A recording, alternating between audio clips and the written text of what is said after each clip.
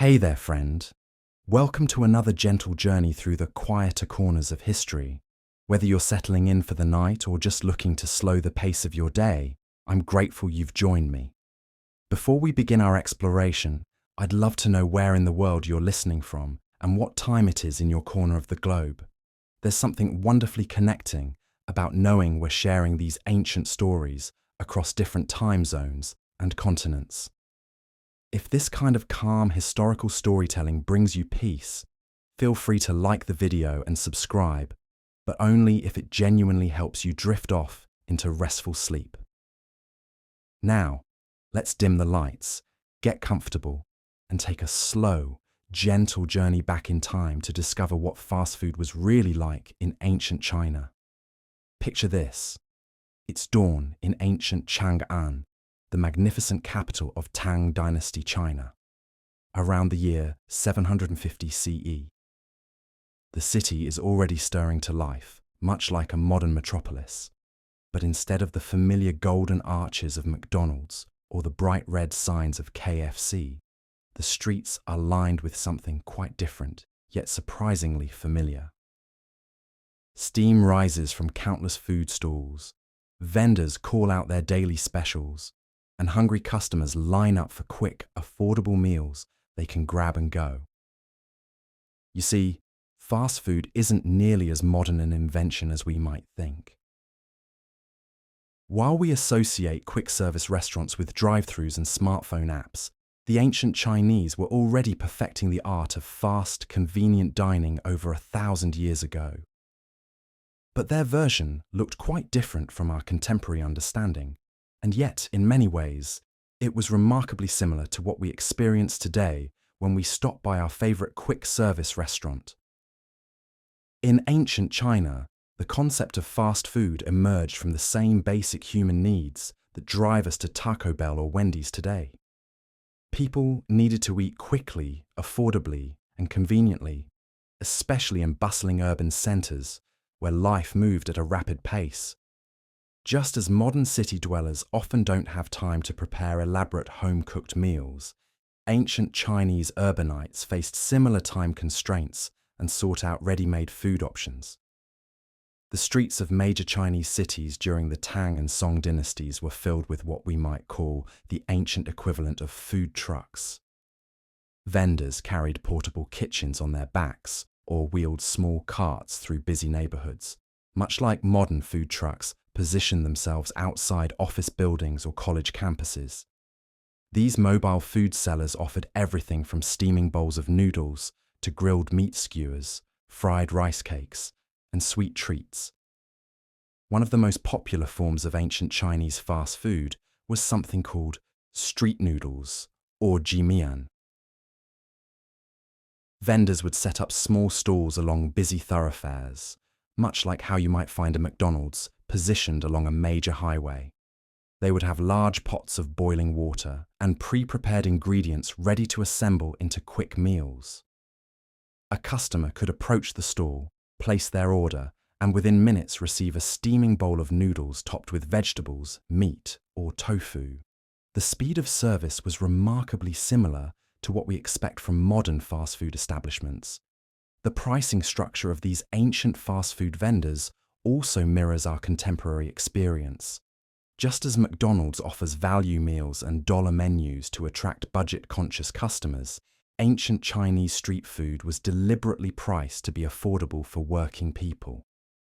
A bowl of noodles or a serving of dumplings cost roughly the equivalent of what a laborer might earn in an hour or two, making it accessible to craftsmen, merchants, and other urban workers who needed quick, inexpensive sustenance.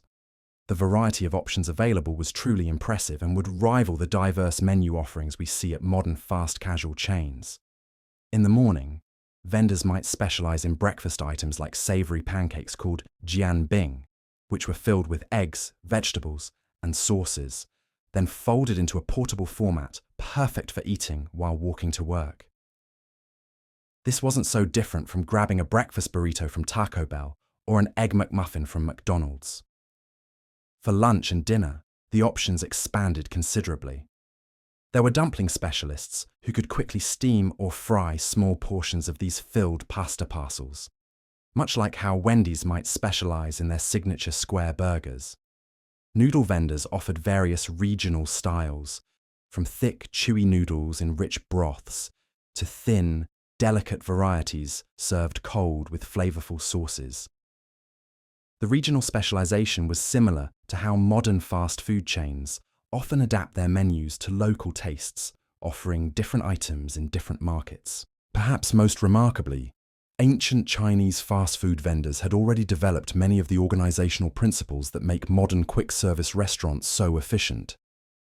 They practiced mise en place, keeping all ingredients prepped and ready for quick assembly. They standardized portion sizes to ensure consistent pricing and faster service. They even developed early forms of what we might recognize as assembly line cooking, where different workers would handle different aspects of meal preparation to maximize speed and efficiency. The social function of these ancient fast food establishments was also strikingly similar to their modern counterparts. Just as people today might grab lunch at Chipotle while catching up with co-workers, ancient Chinese fast food stalls served as informal social gathering places.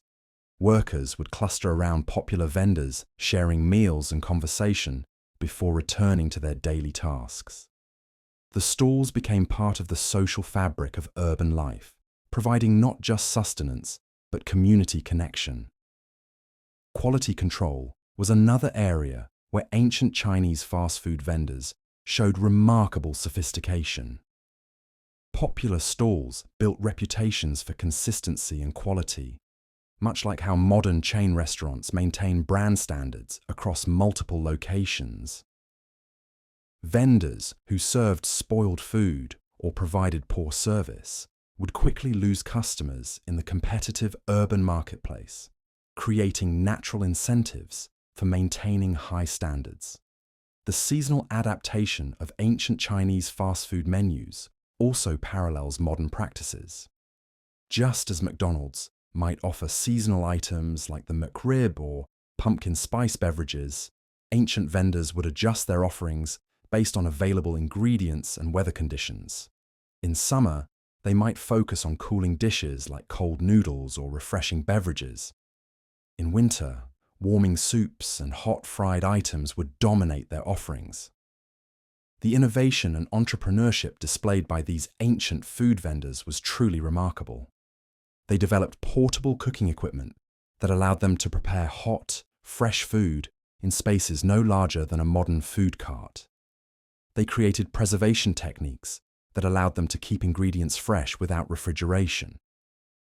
They even developed early forms of food packaging, using leaves, bamboo containers, and other natural materials to create portable, disposable serving vessels. The government regulation of ancient Chinese fast food also bears interesting similarities to modern food service oversight. Cities would designate specific areas for food vendors, much like how modern cities zone areas for restaurants. Health inspectors would monitor food safety, and vendors were required to obtain permits to operate, creating an early form of the licensing systems we see today. The economic impact of ancient Chinese fast food was substantial, supporting not just the vendors themselves, but entire supply chains of farmers, ingredient suppliers, and equipment makers. This mirrors the massive economic ecosystem that surrounds modern fast food, from the farmers who grow potatoes for French fries to the companies that manufacture restaurant equipment. Even the customer experience innovations we associate with modern fast food had their ancient predecessors. Some vendors developed systems for taking advance orders, allowing regular customers to place requests and pick up their food at specific times. Others offered loyalty programs of sorts, providing discounts or larger portions to frequent customers. The fundamental understanding that convenience and customer service were key to business success was already well established. The nutritional aspects of ancient Chinese fast food were often quite sophisticated, incorporating principles of traditional Chinese medicine that emphasized balanced flavors and ingredients with complementary properties.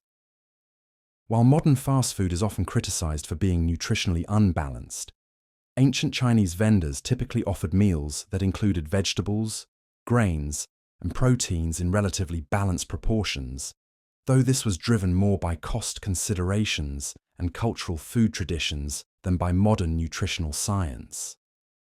The speed of service achieved by skilled ancient vendors was truly impressive. Master noodle makers could prepare a bowl of fresh noodles, complete with toppings and broth, in under 5 minutes. Dumpling specialists could steam a serving of dumplings in similarly short time frames. While this might seem slow compared to the sub-minute service times we expect at modern drive-thrus, it was remarkably fast for freshly prepared food, using entirely manual cooking methods. The cultural significance of ancient Chinese fast food extended beyond mere sustenance.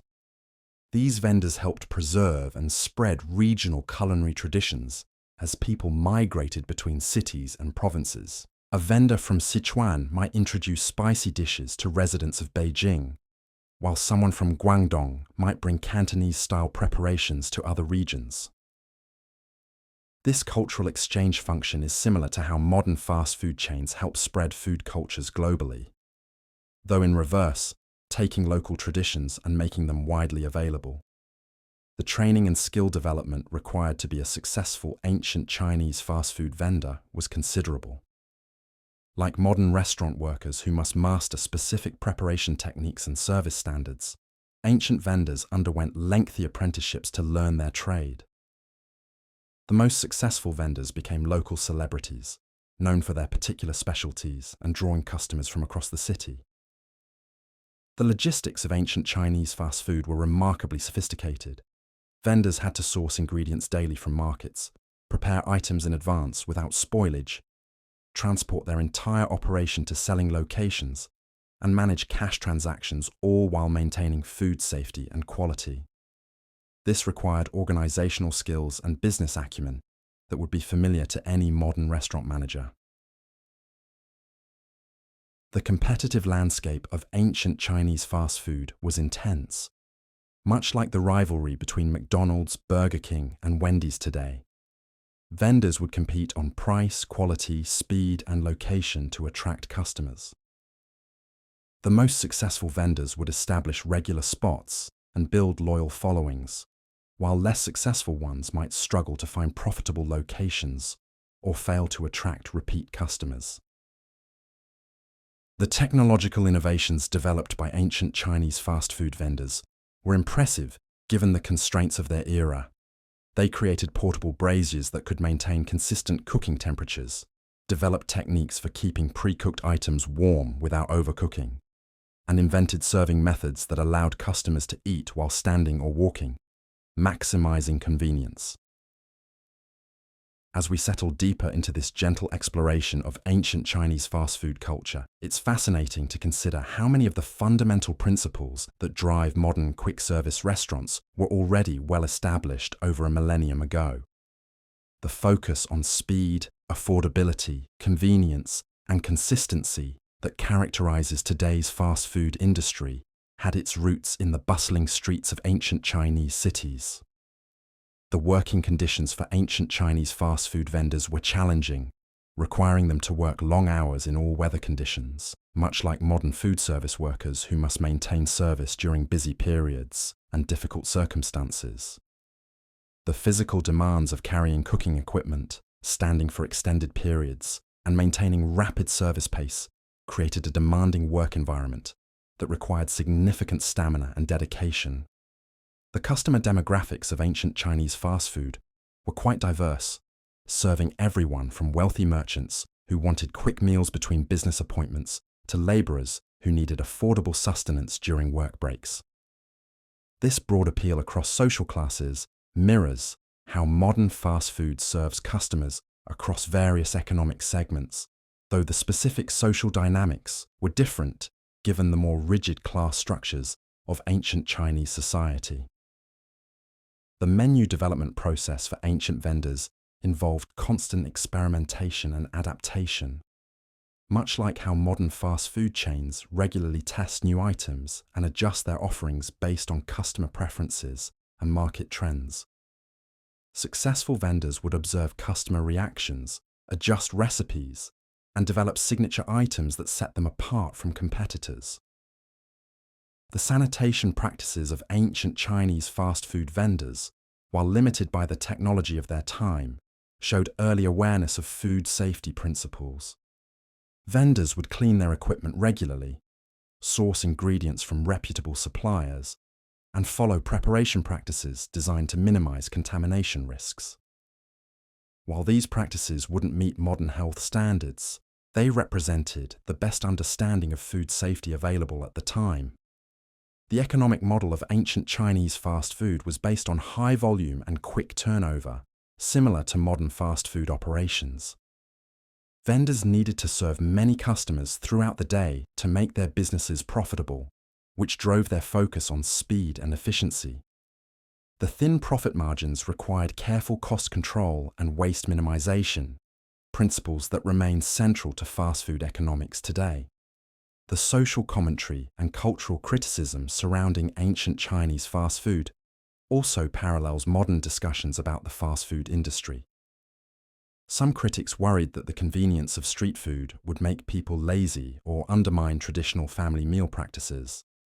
Concerns that echo contemporary debates about fast food's impact on cooking skills and family dining traditions. The seasonal and regional variations in ancient Chinese fast food created a dynamic, ever-changing landscape of culinary options. Vendors would adjust their offerings based on local ingredients, weather conditions, and cultural preferences, creating a level of menu diversity that modern fast food chains, with their emphasis on standardization, often struggle to match. The preservation techniques used by ancient Chinese fast food vendors were sophisticated and environmentally sustainable. They used fermentation, drying, and other natural preservation methods to extend ingredient shelf life without artificial preservatives. These techniques allowed them to maintain ingredient quality while minimizing waste, principles that modern sustainable food movements are trying to recapture. The urban planning implications of ancient Chinese fast food were significant, as cities needed to accommodate the infrastructure requirements of mobile vendors while managing issues like waste disposal, traffic flow, and public health. These early urban food systems provided valuable lessons in managing the intersection of commercial food service and city planning that remain relevant today. The cultural exchange facilitated by ancient Chinese fast food vendors helped spread culinary innovations across vast distances.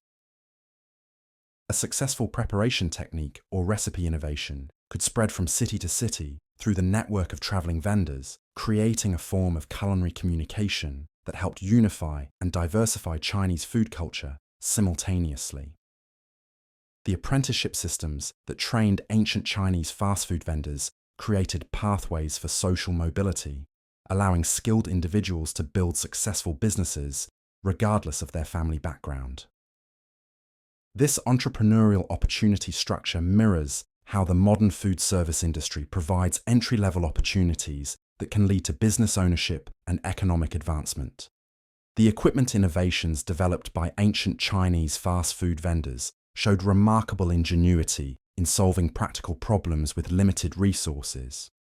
They created collapsible cooking systems, portable water storage, and efficient fuel management techniques that maximize their operational capabilities while minimizing their equipment burden.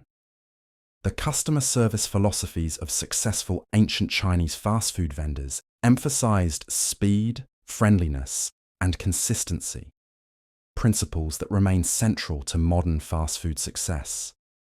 Vendors who could remember regular customers' preferences, provide quick service with a smile, and maintain consistent quality built loyal customer bases that sustained their businesses. The waste management practices of ancient Chinese fast food vendors were necessarily efficient, as they had to minimize waste to maintain profitability and manage the environmental impact of their operations.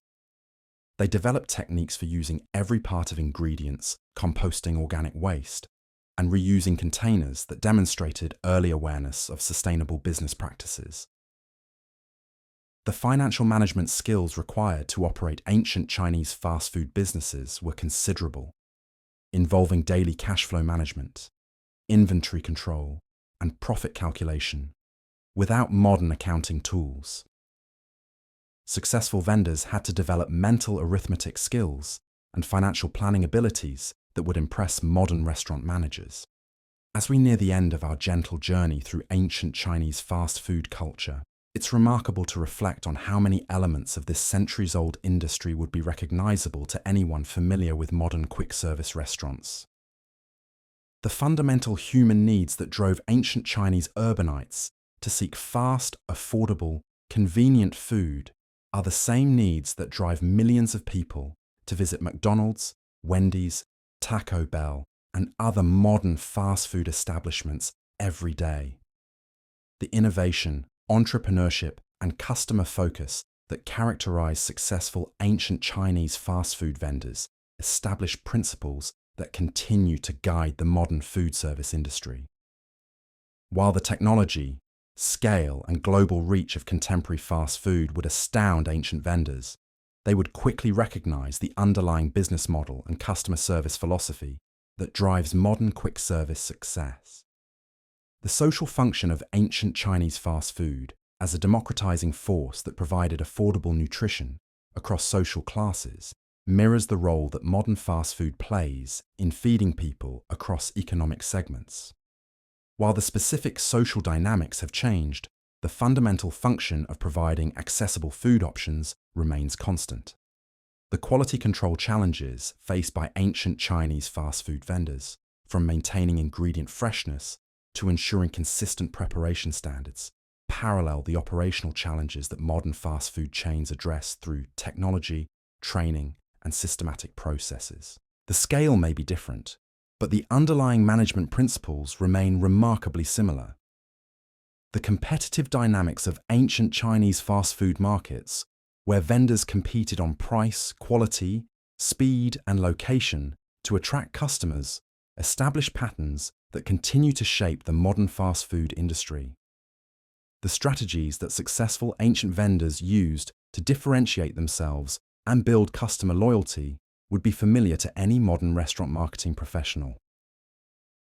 As you settle into sleep tonight, perhaps you can appreciate the long historical continuity that connects your last visit to a modern fast food restaurant with the experiences of ancient Chinese urbanites grabbing quick meals from street vendors over 1,000 years ago.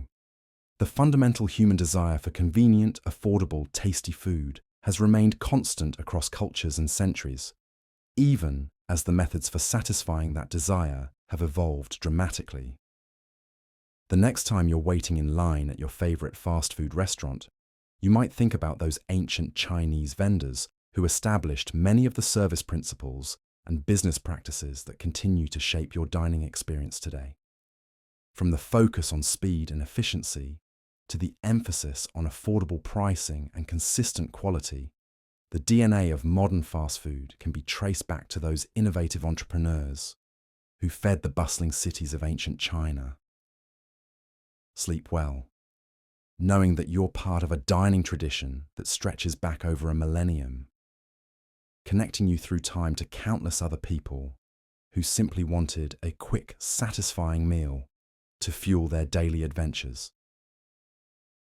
The more things change, the more they stay deliciously the same. Now, let's step back for a moment and really appreciate what these ancient Chinese street vendors accomplished. Because when you look closely at their operations, you start to see something remarkable. These weren't just people slinging noodles on street corners. They were running sophisticated food service operations that would make a modern McDonald's franchise owner nod with recognition. Consider the sheer logistics involved. A successful noodle vendor in Tang Dynasty Chang'an wasn't just cooking.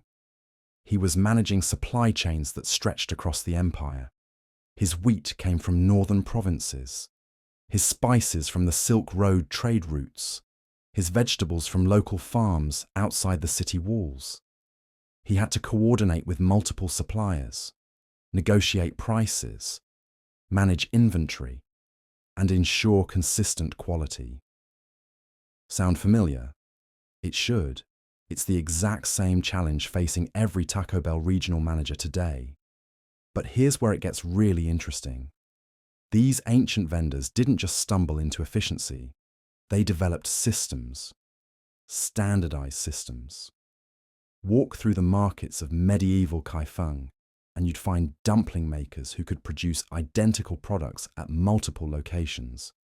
They had recipes measured precisely, cooking times calculated to the minute, portion sizes that never varied. They were franchising before franchising was even a concept. The dumpling shops of Song Dynasty China were particularly fascinating in this regard. Historical records describe chains of dumpling vendors who maintained identical menus across different districts of the same city. They used standardized bamboo steamers, uniform cooking methods, even matching signage. A customer could buy a pork and chive dumpling from a vendor near the Imperial Palace and get exactly the same product from that vendor's associate near the merchant quarter.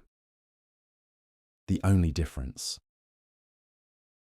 the price might vary slightly based on local rent costs, just like how a Big Mac costs more in Manhattan than it does in rural Kansas. These ancient food entrepreneurs understood something fundamental about human psychology that modern fast food giants spend millions studying. People want consistency. They want to know that their favorite meal will taste exactly the same, whether they buy it on a Tuesday or a Saturday, whether they're near the Temple District or the Artisan Quarter. Reliability breeds loyalty, and loyalty breeds profit. The noodle vendors were perhaps even more sophisticated. They developed what we might recognize today as assembly line production. One person would roll the dough, another would cut it, a third would tend the boiling water, and a fourth would add the toppings and serve. Each worker specialized in their task, becoming incredibly efficient at that one step.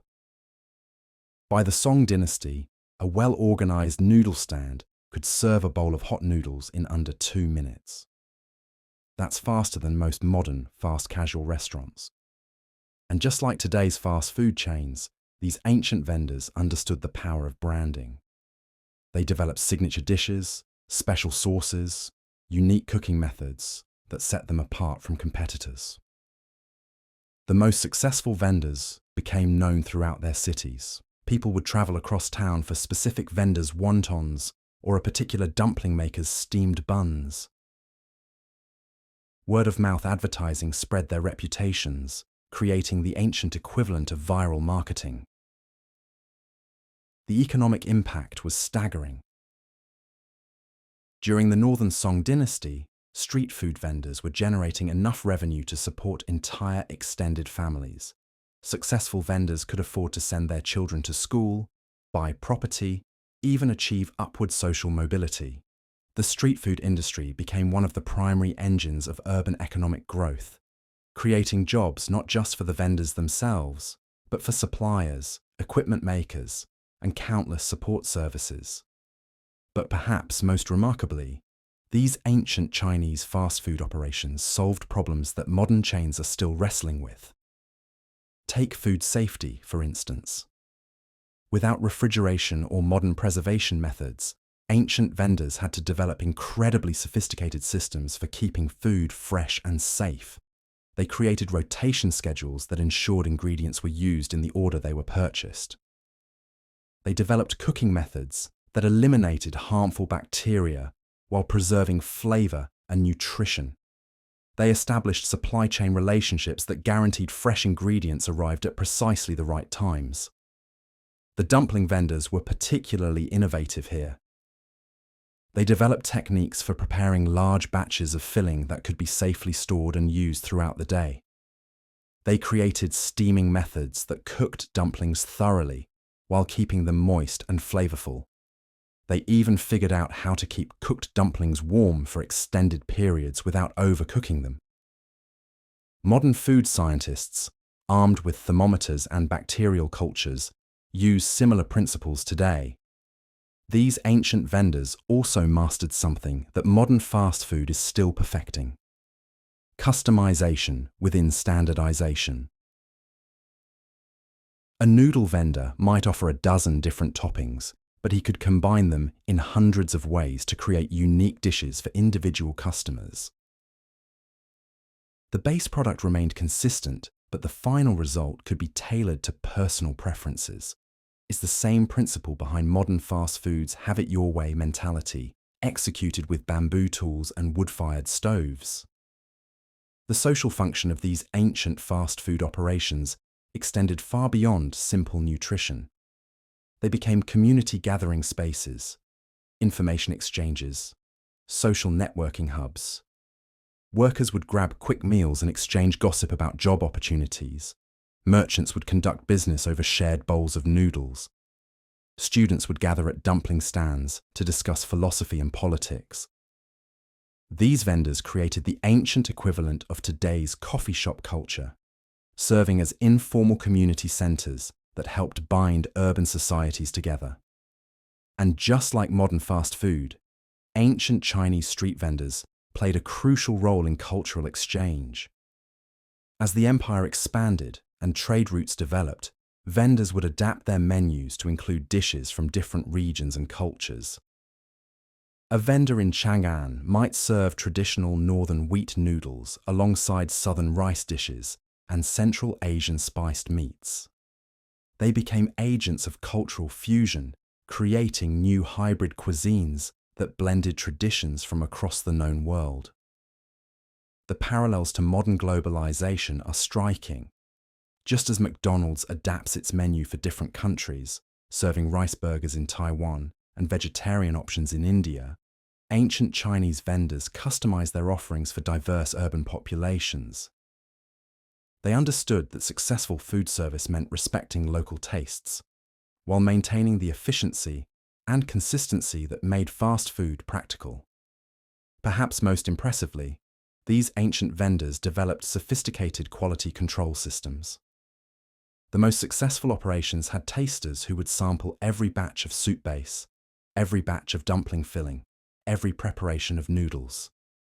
They maintained standards that would be recognizable to any modern fast food quality assurance manager. Consistency wasn't just a goal, it was an obsession.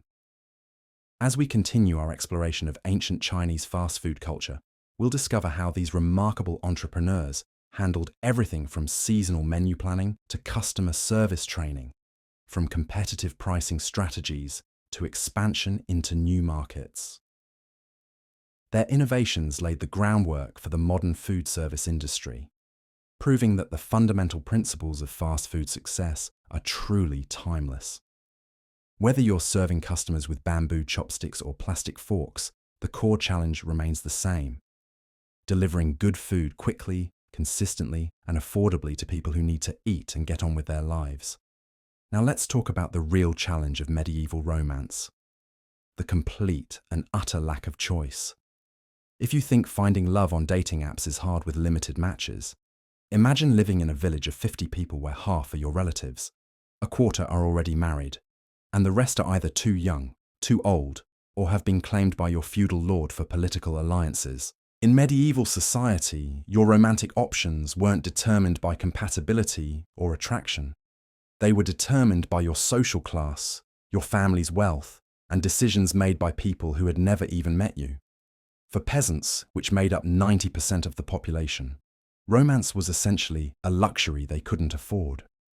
When you're working from sunrise to sunset just to survive, when a bad harvest means your family starves, and when your entire life is controlled by a feudal lord who sees you as barely more than property, finding love becomes secondary to finding someone who can help you not die.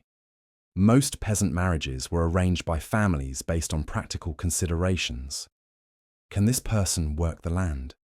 Do they come with a dowry of livestock or tools?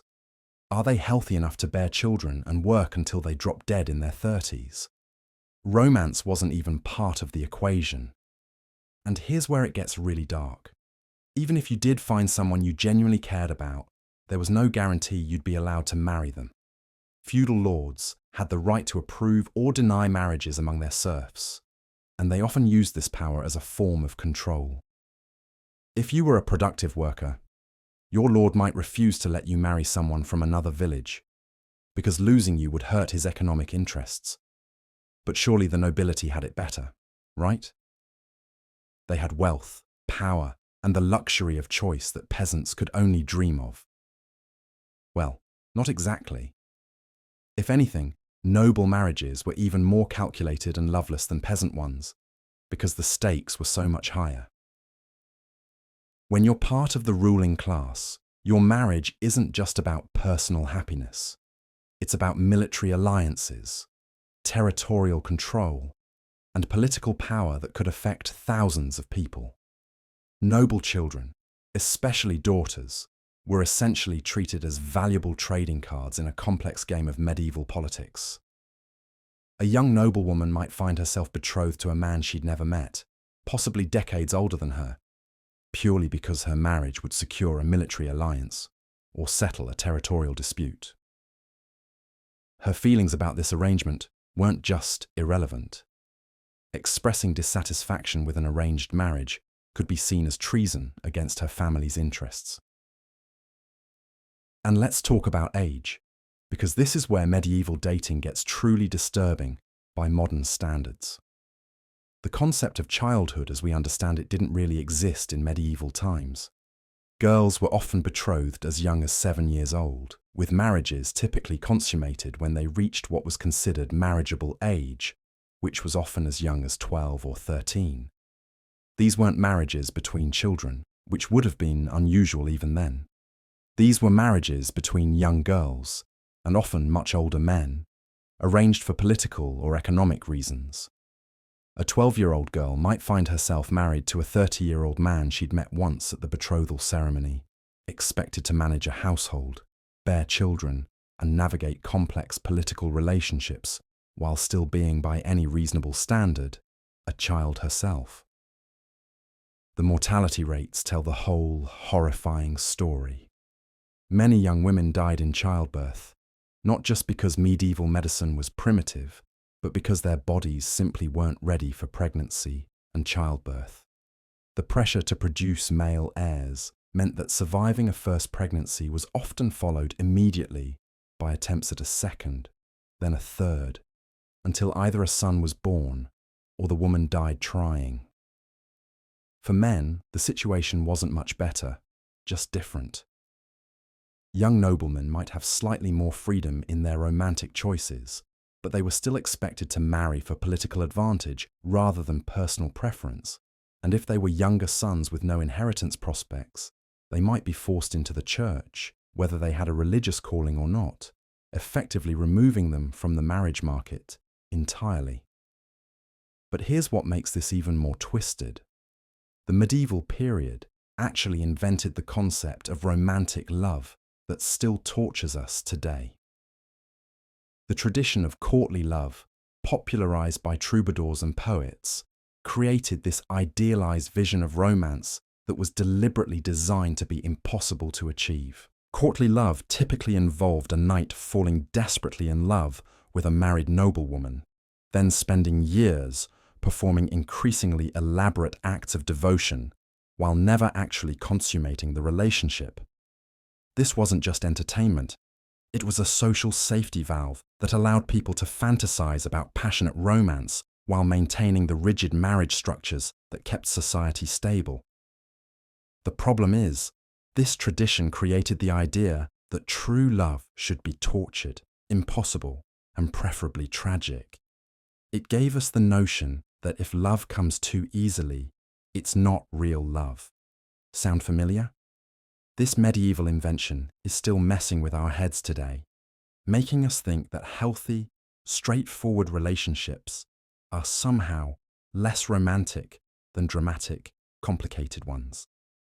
And we haven't even gotten to the practical horrors yet. Imagine trying to be romantic in a world where most people had never brushed their teeth, where bathing was considered potentially dangerous to your health, and where the average person's idea of perfume was rubbing themselves with herbs to mask the smell of months without washing.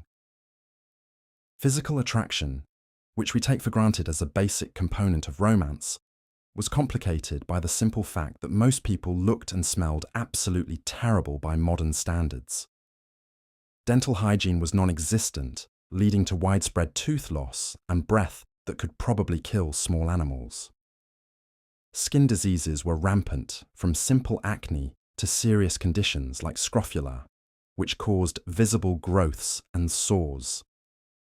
But perhaps most disturbing of all was how the medieval understanding of sexuality and desire was shaped by religious doctrine that viewed physical pleasure as inherently sinful. The Catholic Church taught that sexual desire, even within marriage, was a necessary evil to be endured for the purpose of procreation, not enjoyed.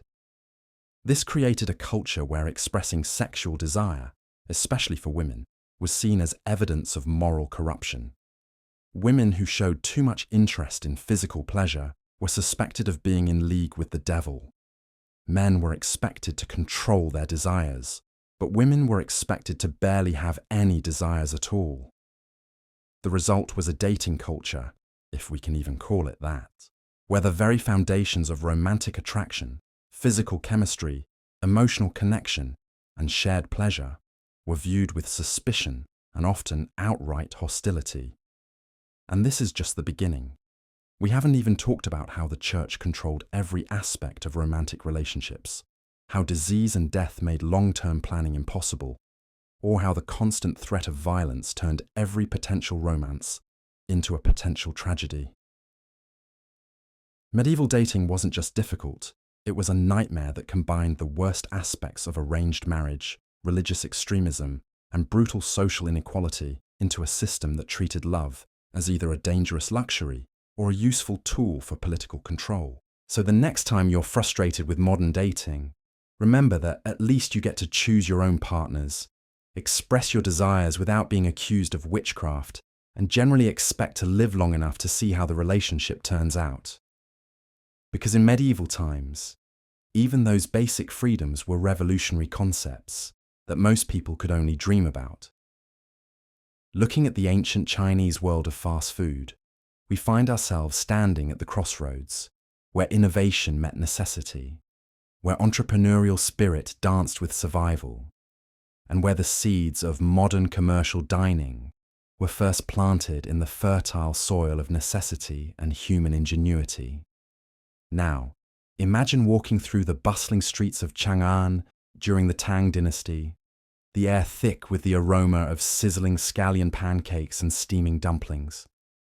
The cacophony of vendors calling out their specialties creates a symphony of commerce that would make even the most sophisticated modern food court seem quaint by comparison. These weren't just street vendors hogging their wares. They were the pioneers of an industry that would eventually evolve into the golden arches and drive-through windows we know today. The parallels between ancient Chinese fast food and our contemporary quick-service restaurants run deeper than you might expect. Consider the morning rush in Tang Dynasty Chang'an, where government officials and merchants alike sought quick, affordable meals before beginning their daily duties. Street vendors had perfected the art of the grab-and-go breakfast centuries before McDonald's introduced the Egg McMuffin. Steamed buns filled with savory pork, rice porridge topped with pickled vegetables, and crispy pancakes folded around scallions provided the fuel for China's early risers, much like today's breakfast sandwiches and hash browns serve our modern workforce. But these ancient entrepreneurs understood something that modern fast food giants have only recently rediscovered: the power of regional adaptation. While McDonald's might offer rice burgers in Taiwan or samurai pork burgers in Thailand, Chinese street vendors were already masters of this localization strategy over 1,000 years ago. Northern vendors specialized in wheat-based noodles and steamed breads, while their southern counterparts focused on rice dishes and delicate dim sum. This wasn't just cultural preference, it was sound business strategy, recognizing that successful fast food must speak the language of local taste buds. The supply chain innovations of ancient Chinese fast food vendors would impress even the most sophisticated modern logistics managers. Take the noodle vendors of Song Dynasty Kai Feng, who had developed a network of specialized suppliers that would make Taco Bell's ingredient distribution system look simple. Wheat came from specific northern provinces, salt from designated coastal regions, and spices along carefully maintained trade routes. These vendors understood that consistency in fast food required consistency in ingredients, a principle that modern chains spend millions to maintain. Quality control in ancient Chinese fast food was enforced not by corporate inspectors, but by something far more powerful: reputation and community accountability. A vendor who served substandard food in a Song Dynasty marketplace would find their customer base evaporating faster than steam from a bamboo steamer. This created a natural quality assurance system that was arguably more effective than modern health department inspections. Vendors who maintained high standards for generations became local institutions, passed down through families like precious heirlooms. The branding strategies employed by ancient Chinese fast food vendors were remarkably sophisticated, rivaling the marketing prowess of contemporary chains. Vendors developed distinctive calls, unique packaging methods, and even signature presentation styles that customers could recognize from blocks away. The dumpling vendor who folded his products in a particular pattern, the noodle seller who garnished each bowl with a specific arrangement of vegetables, the pancake maker who flipped his creations with theatrical flair. These were the original brand ambassadors, creating customer loyalty through memorable experiences rather than advertising budgets. Perhaps most fascinating is how ancient Chinese fast food vendors solved the same fundamental challenges that plague modern quick-service restaurants: speed, consistency, affordability, and taste. The tea vendors who roamed the streets with portable stoves strapped to their backs were essentially mobile restaurants, bringing hot beverages directly to customers centuries before food trucks became trendy. Their portable brewing systems were marvels of efficiency, capable of producing consistent quality tea while navigating crowded market streets. The economics of ancient Chinese fast food were remarkably similar to modern franchise operations.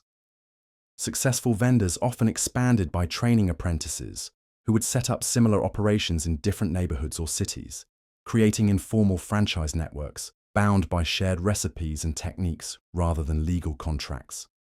This organic expansion model allowed popular food concepts to spread across the empire, much like how a successful restaurant concept today might expand into multiple locations. The social function of ancient Chinese fast food establishments mirrors the role that modern chains play in contemporary society. These weren't just places to grab a quick meal. They were community gathering spaces where news was exchanged, business deals were struck, and social connections were maintained. The tea houses that served quick snacks alongside their beverages functioned much like modern coffee shops, providing a third space between home and work, where people could socialize and conduct informal business. Innovation in ancient Chinese fast food was driven by the same forces that propel modern menu development: customer demand, seasonal availability, and competitive pressure.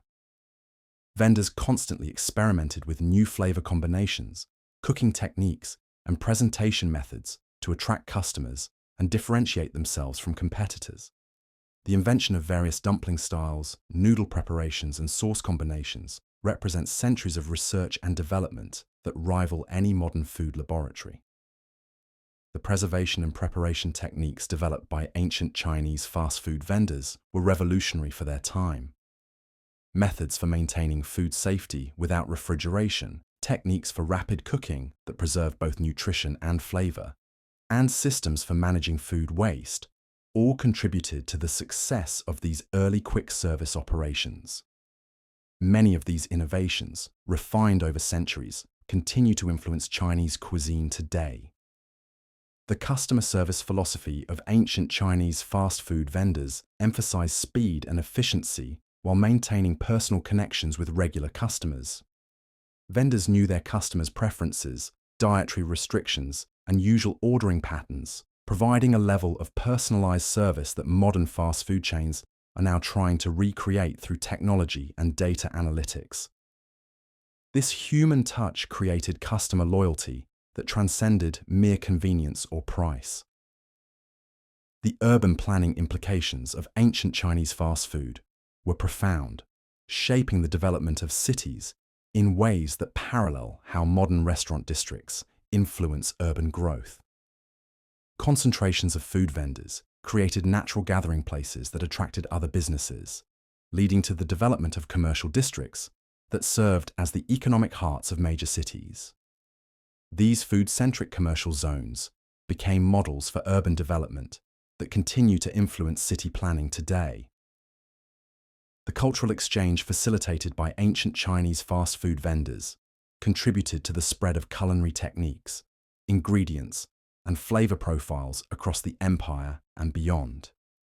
Vendors who traveled trade routes introduced regional specialties to new markets, creating a form of cultural diplomacy through food that helped unify diverse populations under a shared culinary identity.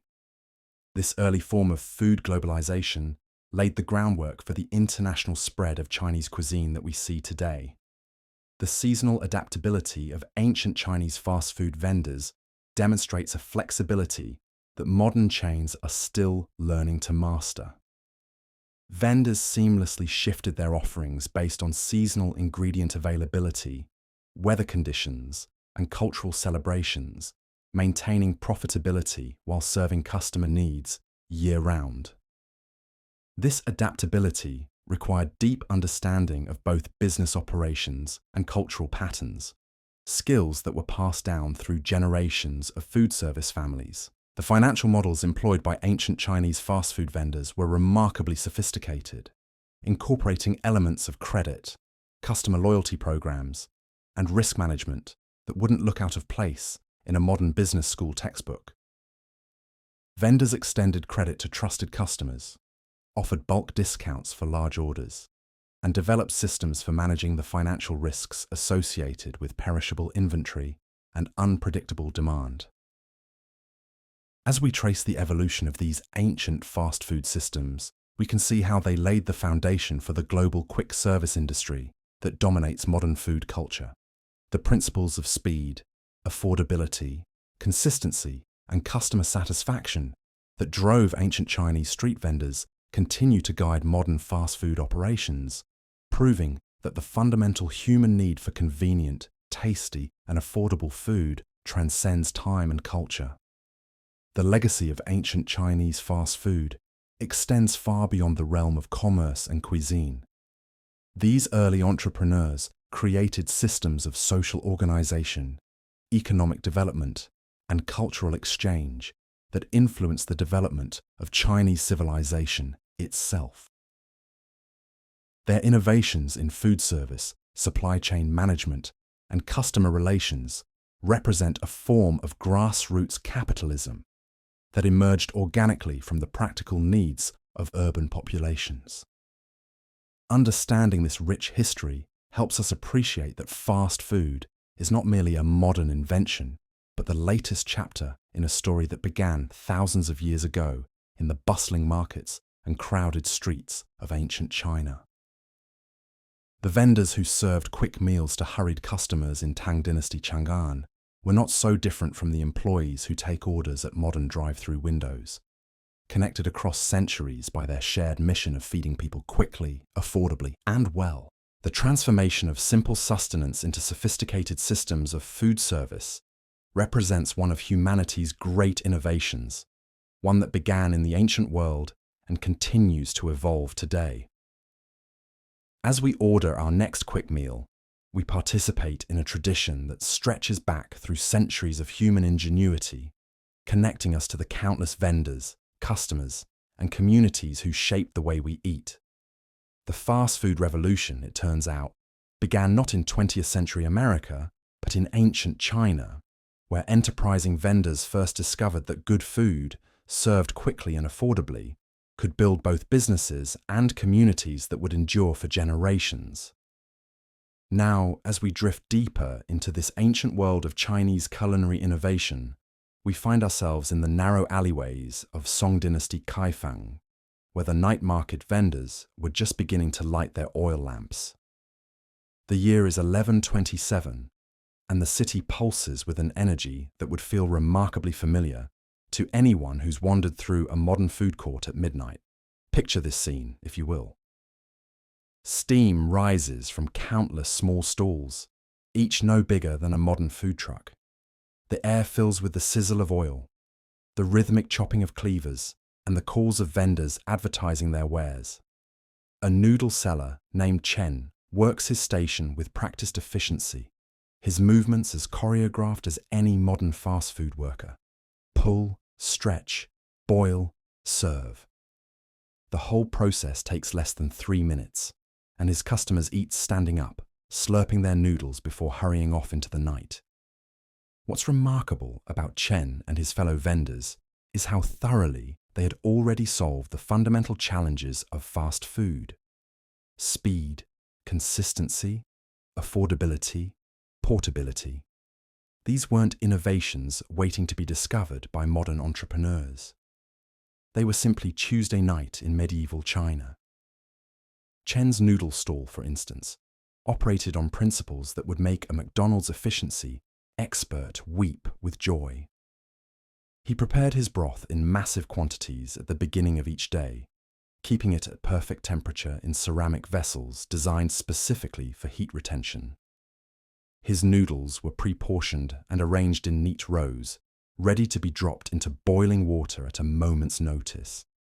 His toppings, everything from sliced pork to pickled vegetables, were prepped and organized in a system that allowed him to assemble any of a dozen different noodle combinations without hesitation. The remarkable thing is that Chen wasn't particularly innovative. He was simply following practices that had been refined over generations. His father had taught him the system, who had learned it from his father, who had learned it from his. This wasn't trial and error. This was inherited wisdom, passed down through families and guilds who understood that in the food business, efficiency meant survival.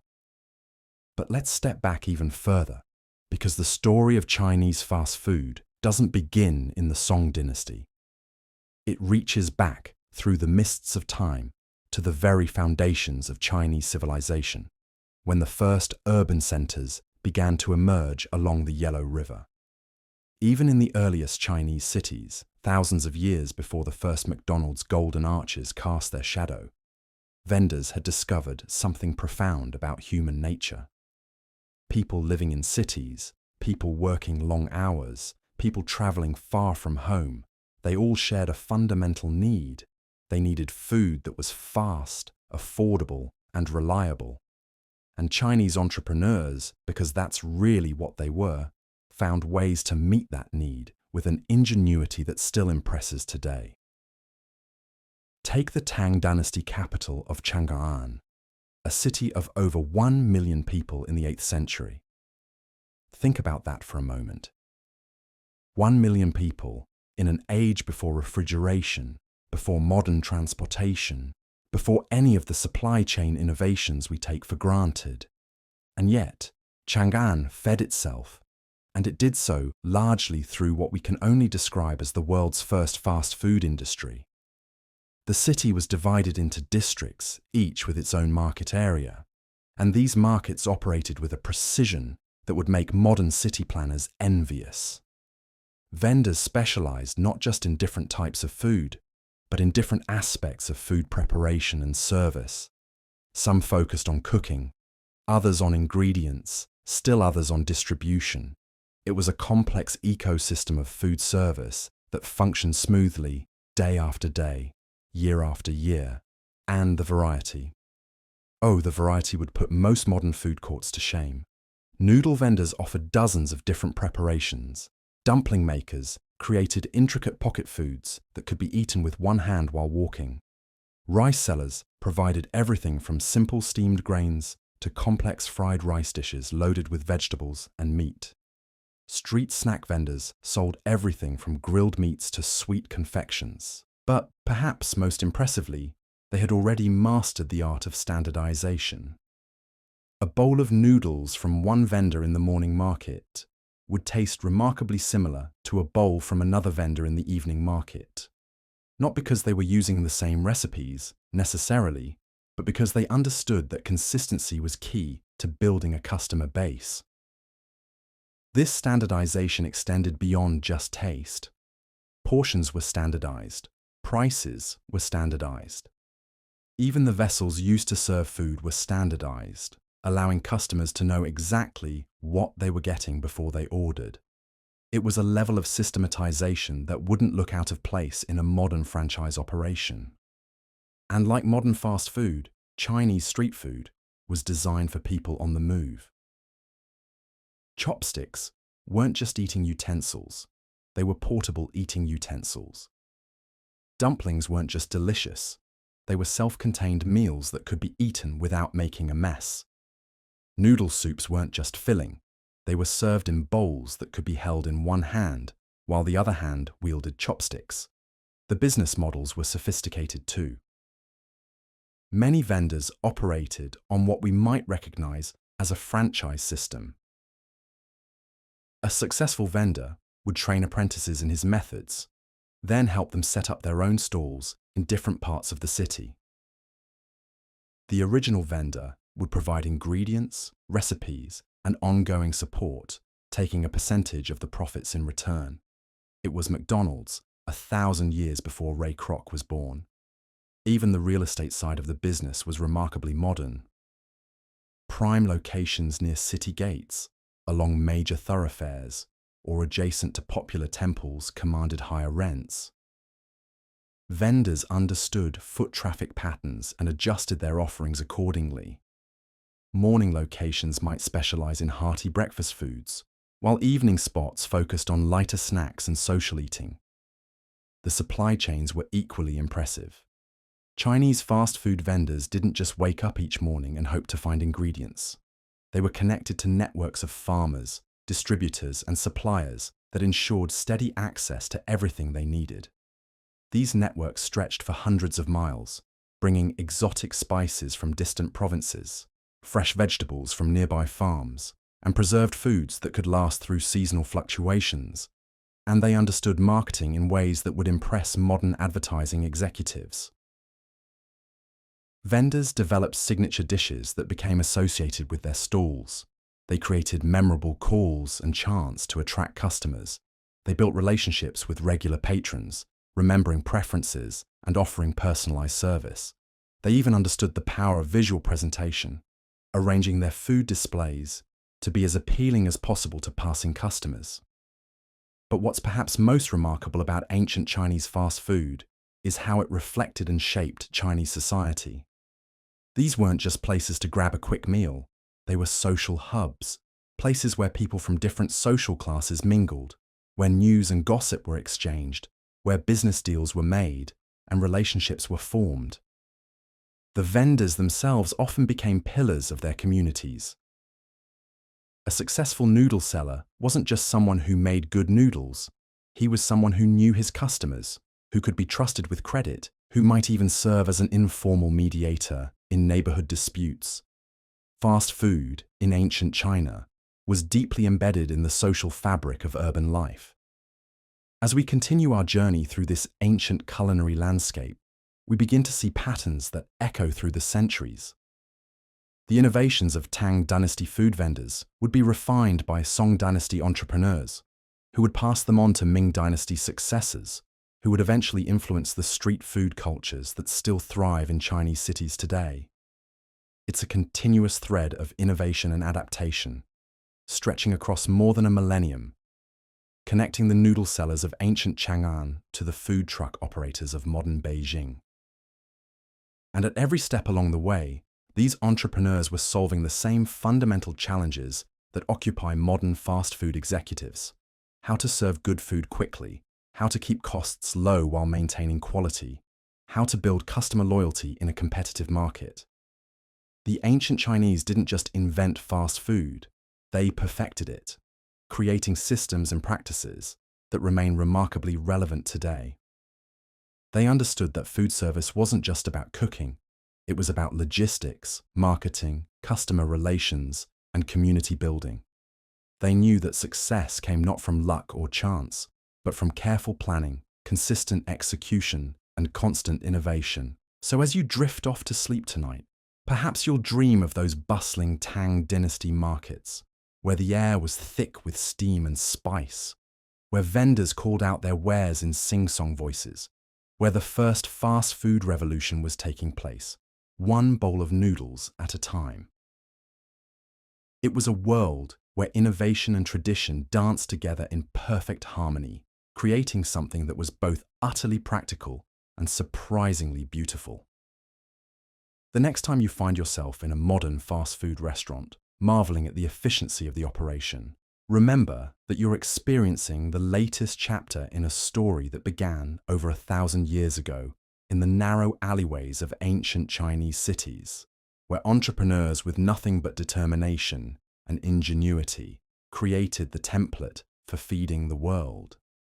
The incredible thing about these ancient Chinese food entrepreneurs was how they understood something that modern fast food executives spend millions trying to figure out: customer psychology. These weren't just people flipping dumplings and hoping for the best. They were sophisticated business minds who grasped the fundamental truth that food isn't just about nutrition, it's about emotion, convenience, and social connection. Take the seasonal menu concept that dominated Tang and Song Dynasty street food culture.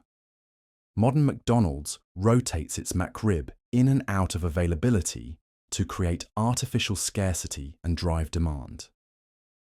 Ancient Chinese vendors were doing this exact same thing 1,000 years earlier, but they were working with the natural rhythms of agriculture and climate.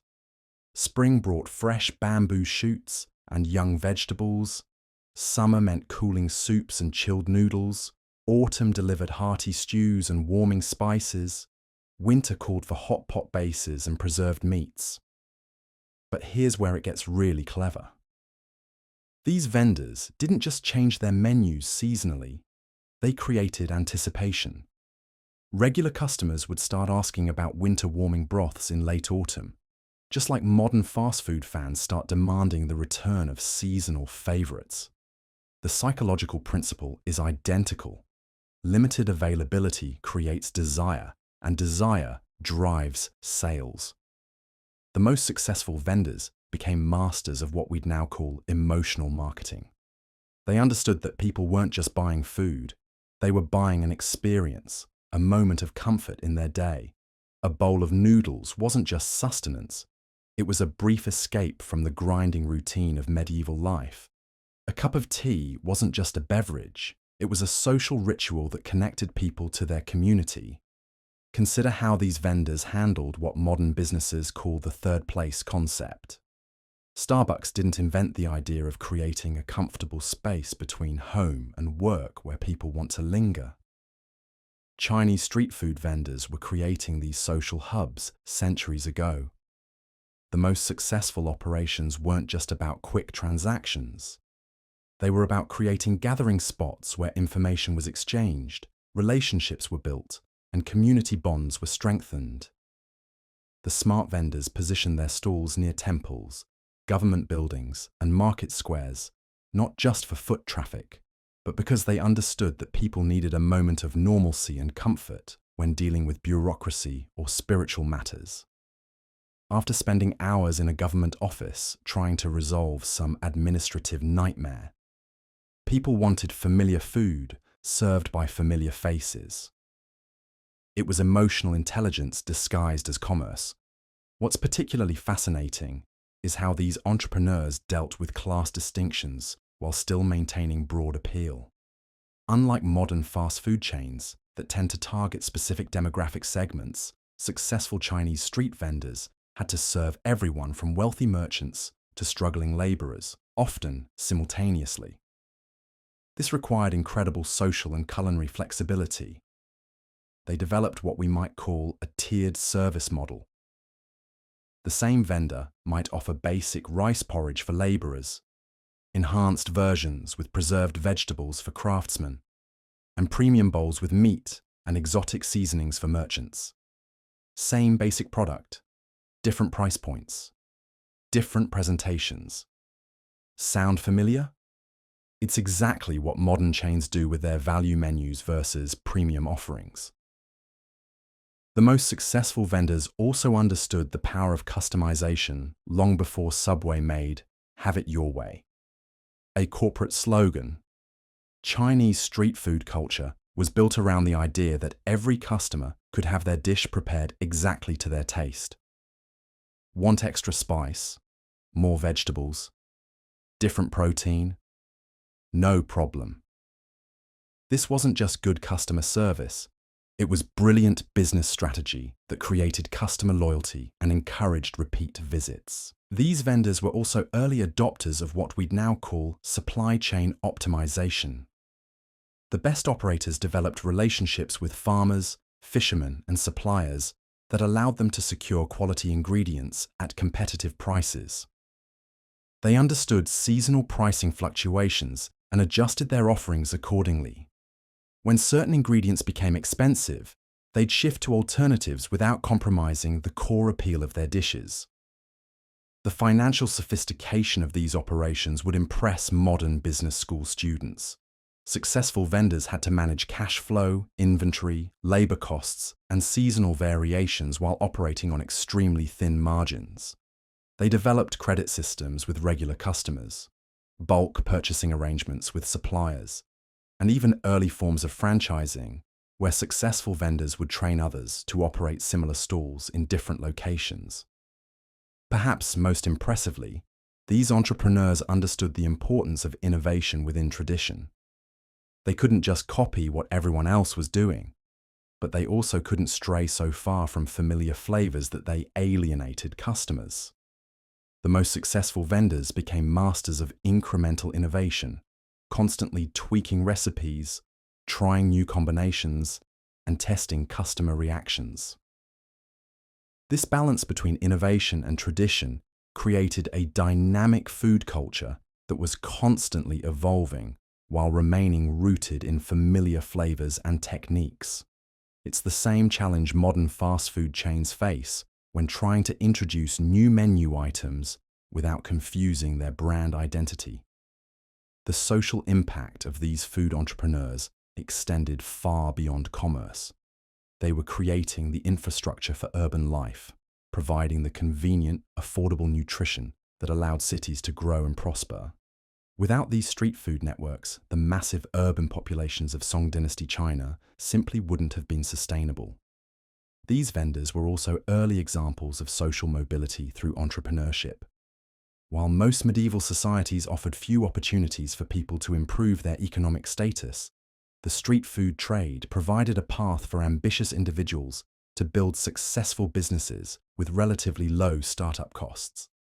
All you needed was basic cooking skills, a small amount of capital for equipment and initial ingredients, and the determination to work long hours in all weather conditions. The legacy of these ancient Chinese fast food pioneers extends far beyond their immediate time and place. They established principles of quick service, customer focus, operational efficiency, and community building that continue to influence food service operations around the world.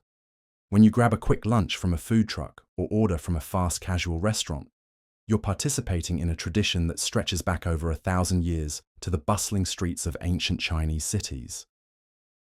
The next time you complain about modern fast food being too standardized or impersonal, remember these ancient entrepreneurs who managed to create systems that were both efficient and deeply human, both profitable and community-focused. They proved that fast food doesn't have to mean bad food, and that convenience doesn't have to come at the cost of culture and connection. The ingenuity of medieval Chinese fast food vendors extended far beyond mere speed and convenience. These enterprising merchants understood something that modern restaurant chains spend millions trying to perfect: that true success comes not just from feeding people quickly, but from ensuring they return again and again.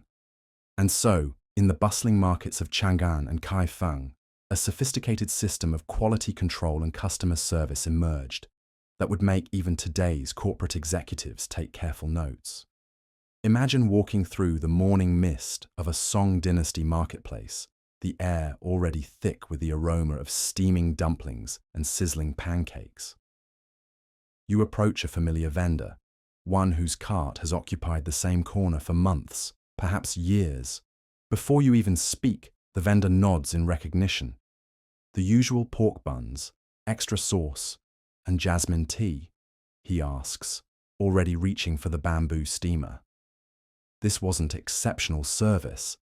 This was simply how business was conducted. These vendors understood that, in a world without Yelp reviews or corporate surveys, reputation was everything. Word of mouth could make or break a business faster than a poorly seasoned soup could empty a dining hall.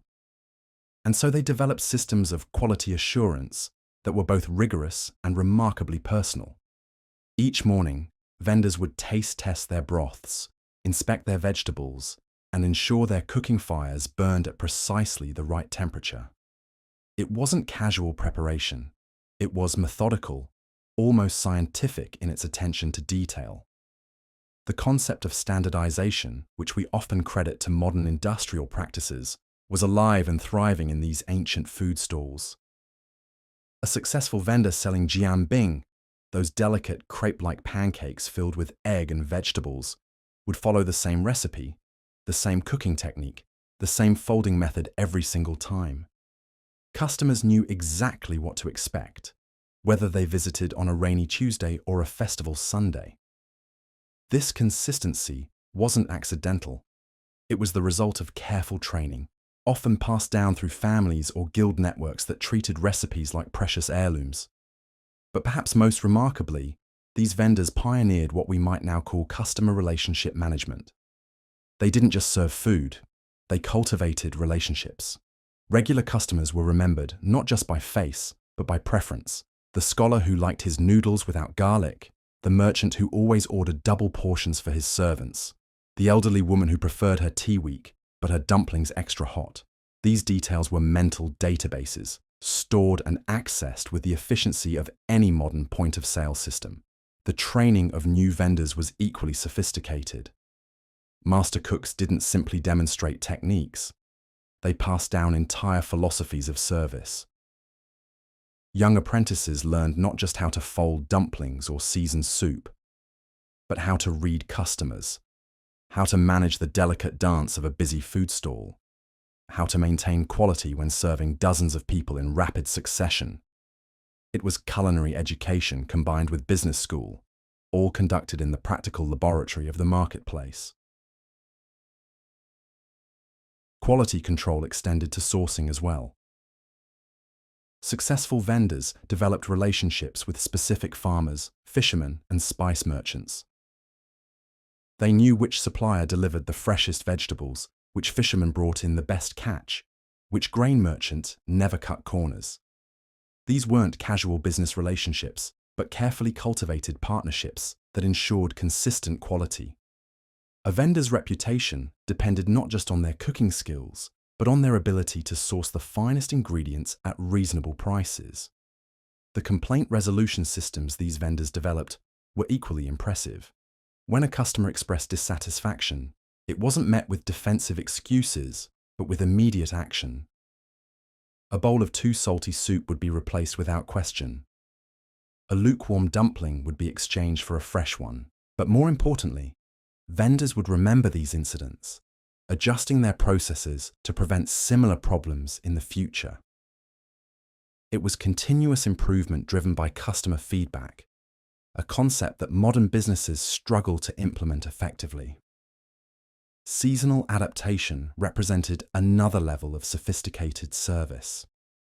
These vendors understood that customer preferences changed with the weather, the agricultural calendar, and the social rhythms of city life. In winter, they emphasized warming soups and hearty stews. During festivals, they prepared special delicacies that couldn't be found at other times. When certain ingredients became scarce or expensive, they seamlessly adjusted their offerings, often creating new combinations that became customer favorites. The payment systems they developed were remarkably flexible for their time. While most transactions were conducted in copper coins, successful vendors often extended credit to regular customers, particularly merchants who might be temporarily short of cash, or scholars whose stipends arrived irregularly. These weren't formal credit arrangements, but relationship-based trust systems that recognized the long-term value of customer loyalty over short-term profit maximization. Even their physical service systems showed remarkable sophistication. The arrangement of cooking equipment, the flow of customers through the serving area, the storage of ingredients and prepared foods. All of this was optimized for efficiency and quality. Vendors developed techniques for keeping foods at ideal temperatures, for managing orders during rush periods, for maintaining cleanliness in cramped quarters. These were operational innovations born of necessity, but refined through experience. The integration with local communities went far beyond simple commerce. Vendors became informal information hubs, sources of news and gossip, meeting points for social and business connections. They understood that they weren't just selling food, but providing a social service, creating spaces where people could connect over shared meals and conversations. This community role enhanced customer loyalty while expanding their social networks and business opportunities. Perhaps most impressively, these ancient vendors understood the importance of innovation within tradition. While they maintained the consistency that customers expected, they also experimented with new flavors, new cooking techniques, new service methods. The most successful vendors were those who could balance reliability with creativity, offering customers both the comfort of the familiar and the excitement of the new. The legacy of these medieval Chinese fast food pioneers extends far beyond their immediate historical context. Their understanding that successful food service requires not just good cooking, but systematic attention to quality, consistency, customer relationships, and continuous improvement established principles that remain fundamental to the restaurant industry today. Whether it's McDonald's emphasis on standardization, Starbucks' focus on customer experience, or the farm-to-table movement's attention to sourcing, these modern innovations echo practices that were already sophisticated and well-developed in the markets of medieval China over 1,000 years ago. The most remarkable aspect of ancient Chinese fast food wasn't just what they sold or how they prepared it, but how they got it to their customers. These Tang and Song dynasty vendors had developed distribution networks that would make modern supply chain managers weep with admiration. They understood something that every successful fast food empire knows today. It's not enough to make good food quickly. You have to get it to the right people at the right time in the right place. Picture this. You're walking through Chang'an during the Tang dynasty, the largest city in the world at that time, home to over 1 million people. The sheer logistics of feeding that many mouths daily required a level of organization that bordered on the miraculous.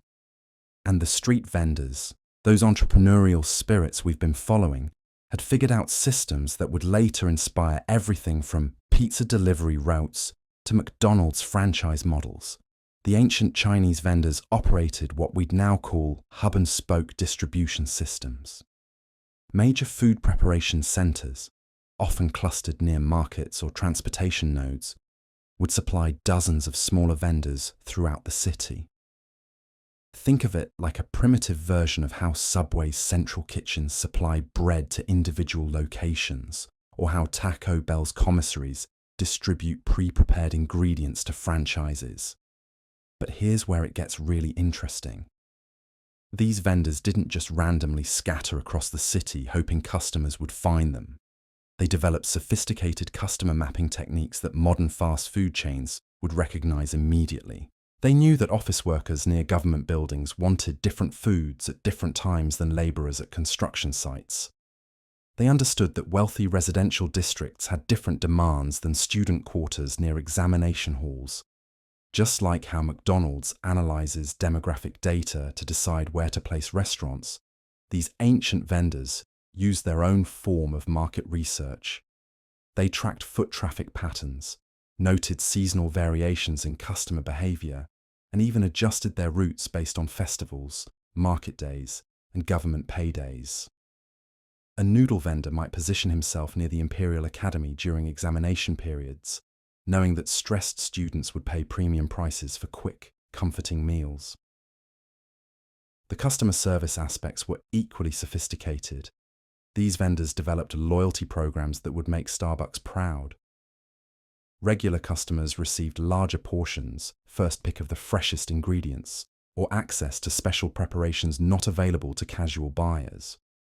Some vendors even offered what we'd now call subscription services, delivering the same meal to the same customer at the same time every day. One Song Dynasty account describes a dumpling vendor who knew the preferences of over 200 regular customers by memory. He could spot a familiar face from 50 yards away and would begin preparing their usual order before they even approached his stall. This wasn't just good business, it was a survival strategy in an intensely competitive market where customer retention meant the difference between prosperity and starvation. The quality control systems these vendors developed were remarkably similar to modern fast food standards. Successful vendors established detailed protocols for ingredient preparation, cooking times, and presentation. They trained assistants and family members in these exact procedures, ensuring consistency across multiple locations or shifts. This standardization allowed them to expand their operations while maintaining the quality that built their reputation. Some vendors even developed early versions of what we'd now call franchise operations. A successful noodle seller might train relatives or trusted employees to operate identical stalls in different parts of the city, sharing recipes, techniques, and even supplier relationships. The original vendor would take a percentage of profits in exchange for the training, ongoing support, and use of their established reputation. The payment and transaction systems were equally advanced. Many vendors offered credit to trusted customers, keeping detailed mental records of debts and payments. This allowed regular customers to eat immediately and settle accounts weekly or monthly, much like modern corporate lunch programs. Some vendors even accepted payment in goods or services, creating complex barter networks that modern economists would recognize as sophisticated alternative currency systems. The speed of service that made these operations successful required innovations that parallel modern fast food technology. Steam baskets that could cook dozens of dumplings at once, multi-tiered grilling systems that could handle various meats and vegetables, and ingenious warming systems that kept prepared foods at optimal temperatures for hours. But perhaps most impressively, these vendors understood something that took Western fast food centuries to figure out: the importance of the complete customer experience. It wasn't enough to serve good food quickly. They had to create an atmosphere that made customers want to return. Successful vendors became neighborhood institutions, sources of news, gossip, and social connection. They remembered customers' personal stories, celebrated their successes, and provided comfort during difficult times. This social aspect of their business model was crucial to their success and longevity. While modern fast food often emphasizes efficiency over connection, these ancient Chinese vendors understood that food service was inherently a relationship business. Customers didn't just buy meals, they bought a sense of belonging, community, and care. The seasonal adaptation strategies these vendors employed would impress modern restaurant consultants. They didn't just change their menus with the seasons, they completely restructured their operations. Summer vendors might focus on cold noodles and refreshing soups, setting up in shaded areas and using different preservation techniques. Winter operations emphasized warming foods, heartier portions, and comfort preparations that helped customers cope with harsh weather. Some vendors developed what we'd now call pop-up strategies, appearing at specific locations only when conditions were optimal.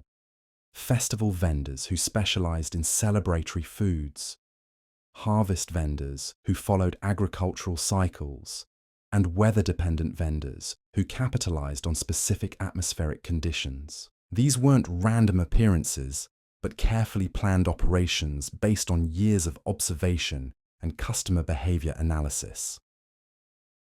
The The supply chain relationships these vendors maintained were remarkably sophisticated.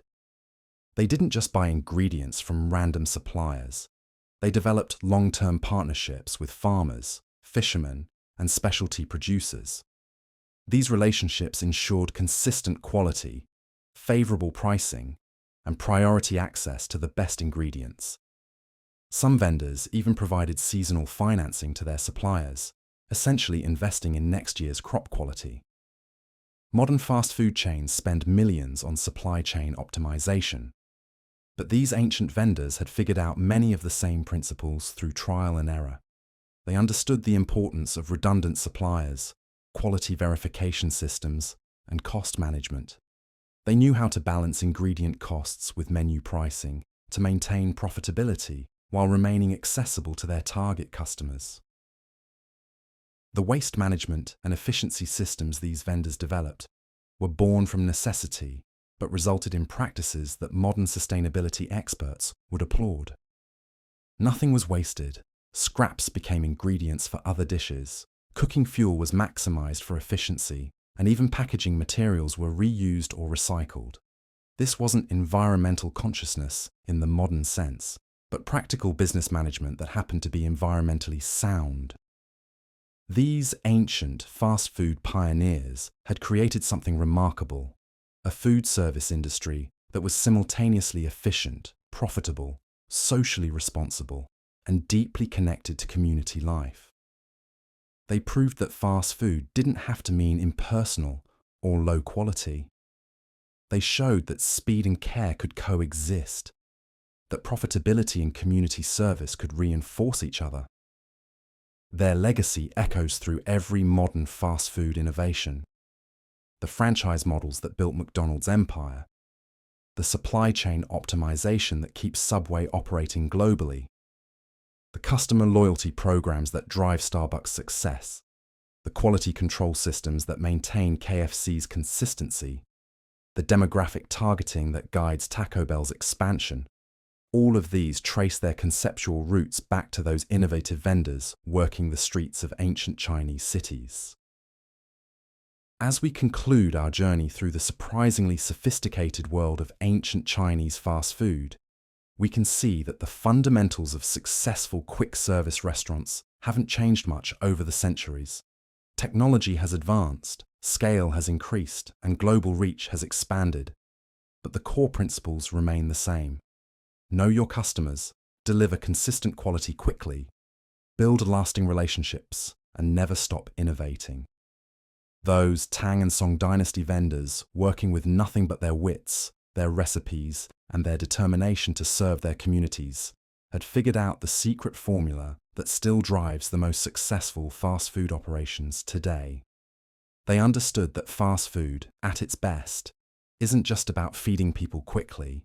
It's about creating connections, building communities, and making daily life a little bit easier and more enjoyable for everyone involved. But even as we reach the end of our exploration through the nightmare of medieval romance, we must confront perhaps the most devastating truth of all, that for all the physical dangers, social restrictions, religious persecution, and supernatural terrors we've uncovered, the greatest cruelty may have been how the medieval world systematically destroyed the very concept of romantic hope itself. In our modern world, even when relationships fail, even when hearts break, even when love goes wrong, we maintain a fundamental belief that love is possible, that somewhere, somehow, the right person might come along, that we have agency in our romantic lives, that we can learn from our mistakes and try again. Medieval people were denied even this basic comfort. Consider the psychological devastation of growing up in a world where you knew, from your earliest memories, that your romantic fate would be decided by others, where love was not just discouraged, but actively dangerous, where the very emotions that make us most human were treated as evidence of moral corruption or supernatural influence. Medieval children learned to suppress their romantic feelings before they even fully understood what those feelings were. They grew up watching their older siblings, cousins, and neighbors disappear into arranged marriages with strangers. They witnessed the constant cycle of pregnancy, childbirth complications, and early death that defined most women's lives. They heard whispered stories of young women accused of witchcraft simply for being too attractive or too successful in matters of the heart. This wasn't just about individual suffering. This was about the systematic destruction of an entire dimension of human experience. The medieval period didn't just make romance difficult. It made romantic hope itself a form of madness. Young people learned to view their own desires with suspicion and fear. They were taught that passionate feelings were probably sinful, possibly supernatural, and certainly dangerous. The natural human longing for connection and intimacy was pathologized, demonized, and criminalized to such an extent that people learned to distrust their own hearts. The documentation from the period reveals the psychological toll this took. Medieval texts are filled with accounts of depression, anxiety, and what we might now recognize as symptoms of severe emotional trauma. But these conditions weren't understood as responses to oppressive social systems. They were seen as spiritual failings, moral weaknesses, or evidence of demonic influence. The few who dared to write about love did so in coded language, hidden metaphors, and elaborate allegories that disguised romantic longing as religious devotion or political commentary. Even the famous courtly love tradition, which we sometimes romanticize today, was built on the fundamental premise that true love was impossible. The whole point was that romantic fulfillment could never be achieved. Suffering was not just inevitable, but actually desirable, because it supposedly purified and ennobled the lover. This created a culture where emotional authenticity was not just dangerous, but literally incomprehensible. People learned to perform approved forms of affection while hiding their true feelings so deeply that they sometimes lost touch with them entirely. Marriages became elaborate theatrical performances where couples acted out socially acceptable roles while their genuine emotional lives withered in silence. The economic structures that governed medieval life made this emotional desolation even worse. Since marriages were primarily economic arrangements, people learned to think of their own romantic desires as selfish luxuries that interfered with family duty and social responsibility. Young people were taught that wanting to marry for love was not just impractical, but actually immoral, a sign that they cared more about their own happiness than about their family's welfare. The constant threat of accusation added another layer of psychological terror. Women especially lived with the knowledge that any display of romantic agency, any success in attracting male attention, any sign of sexual knowledge or desire could be interpreted as evidence of witchcraft. This created a paranoid climate where women learned to make themselves as invisible and unappealing as possible, while simultaneously being judged for failing to fulfill their roles as wives and mothers. Men faced different but equally destructive pressures. They were expected to be romantic initiators, while being constantly warned that romantic desire was spiritually dangerous. They were supposed to be strong protectors, while being told that true holiness required celibacy. They were expected to form emotional bonds with wives they'd never chosen, while being taught that too much affection for earthly relationships could damn their souls. The religious framework that governed medieval life created impossible double binds around romantic relationships. Marriage was supposedly sacred, but sexual desire was sinful. Couples were expected to love each other, but not too much. They were supposed to find joy in their relationships, but only the kind of joy that served God's purposes rather than their own. This systematic destruction of romantic hope had consequences that extended far beyond individual relationships. It created a culture where emotional intimacy itself became suspect, where vulnerability was dangerous, where the human capacity for deep connection was seen as a liability rather than a gift. The medieval period's approach to romance wasn't just cruel to individuals, it was cruel to the very idea of human flourishing.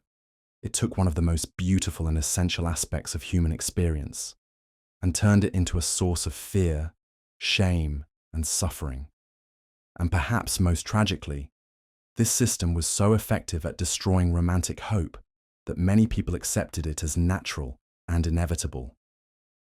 They couldn't imagine that relationships could be any different because they'd never seen or heard of anything different. The possibility that love could be joyful, that marriages could be partnerships between equals, that romantic relationships could be sources of happiness rather than suffering. These ideas were so foreign that they were literally unthinkable. The medieval period created what we might call learned romantic helplessness on a civilizational scale. People didn't just accept that their romantic lives would be difficult. They accepted that romance itself was inherently tragic, that love was naturally destructive, that the best they could hope for was to minimize the damage. This is why medieval dating was truly a nightmare. It wasn't just that the practical circumstances were difficult. It's that the entire culture was designed to crush the human spirit's capacity for romantic hope. It systematically destroyed people's ability to imagine that love could be anything other than a source of pain. When we look back at this period, we're not just seeing individual tragedies. We're seeing the consequences of a civilization that turned against one of the most fundamental human needs, the need for connection, for chosen love, for the freedom to follow our hearts and build relationships based on mutual affection and respect. The brave individuals who somehow maintained hope for genuine love in this environment, who risked everything to follow their hearts despite the overwhelming odds against them, represent some of the most courageous people in human history. They fought not just against social conventions or practical obstacles, but against an entire worldview that told them their deepest desires were wrong, dangerous, and impossible. Their courage in continuing to love anyway, despite everything we've explored in this series, stands as a testament to the indomitable nature of the human heart. Even in the darkest period of romantic oppression in human history, love somehow survived, not because the system allowed it, but because the human spirit refused to let it die. As we conclude our journey through the nightmare of medieval romance, we can appreciate not just how far we've come, but how precious and fragile our modern freedoms truly are. The right to choose our own partners, to marry for love, to express our desires without fear of persecution.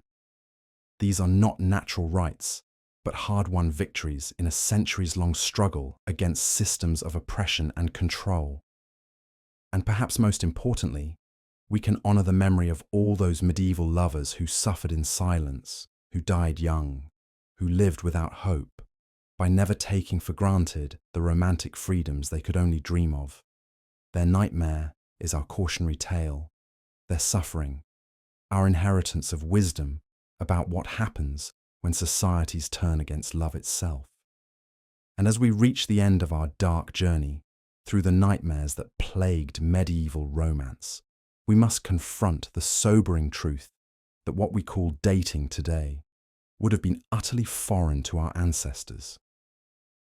In a world where love was seen as dangerous, where passion was evidence of demonic influence, where women were property to be traded, and where every romantic gesture risked accusations of witchcraft, the very notion of freely choosing a partner was revolutionary. Think of Margaret, trembling at her wedding to a violent stranger. Think of Isabella, trapped in a loveless political marriage. Think of the countless women burned as witches simply for being too beautiful, too charming, or too successful in matters of the heart. Think of young men forced to choose between following their hearts and risking everything they held dear. These medieval lovers faced obstacles that would crush the modern romantic spirit. Disease that could kill with a kiss. Superstitions that turned attraction into evidence of supernatural corruption.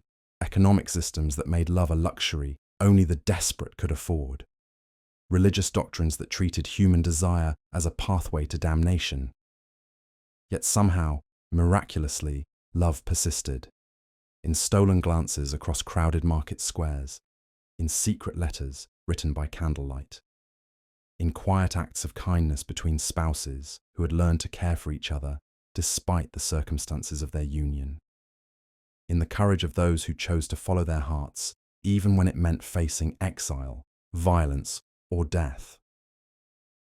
The medieval approach to romance was indeed a nightmare, a systematic assault on human intimacy wrapped in the false promises of chivalry and divine blessing. But it was also a testament to the indomitable nature of the human heart.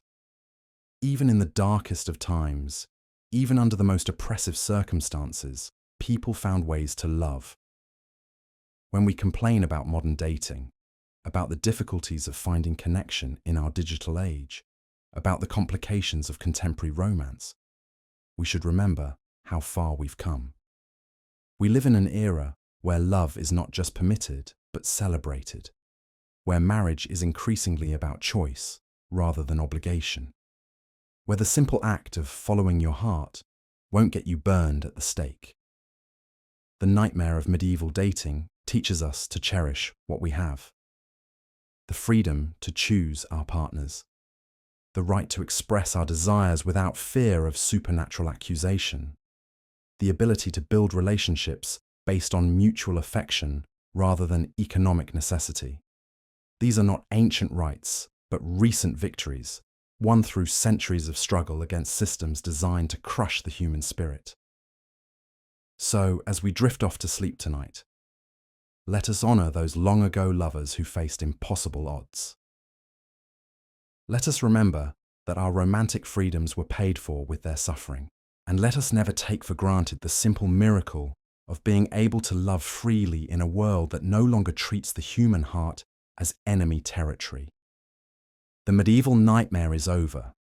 Love has survived, and in that survival, perhaps we can find not just comfort, but hope for an even brighter tomorrow, where the bonds that bring us together grow stronger than the forces that would tear us apart.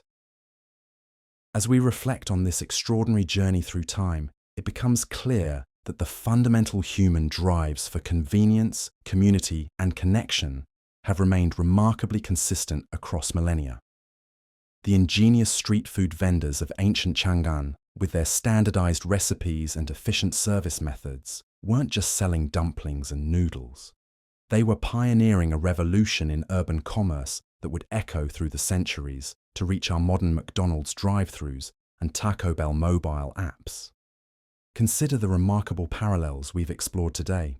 When a Tang Dynasty noodle vendor developed his signature sauce recipe and trained his apprentices to replicate it exactly, he was essentially creating the ancient equivalent of McDonald's special sauce or KFC's 11 herbs and spices. The secret wasn't just in the ingredients. It was in the systematic approach to consistency that allowed customers to know exactly what they were getting, whether they visited his stall in the morning rush or during the evening crowd. The supply chain innovations of these ancient entrepreneurs would make modern logistics managers nod in appreciation.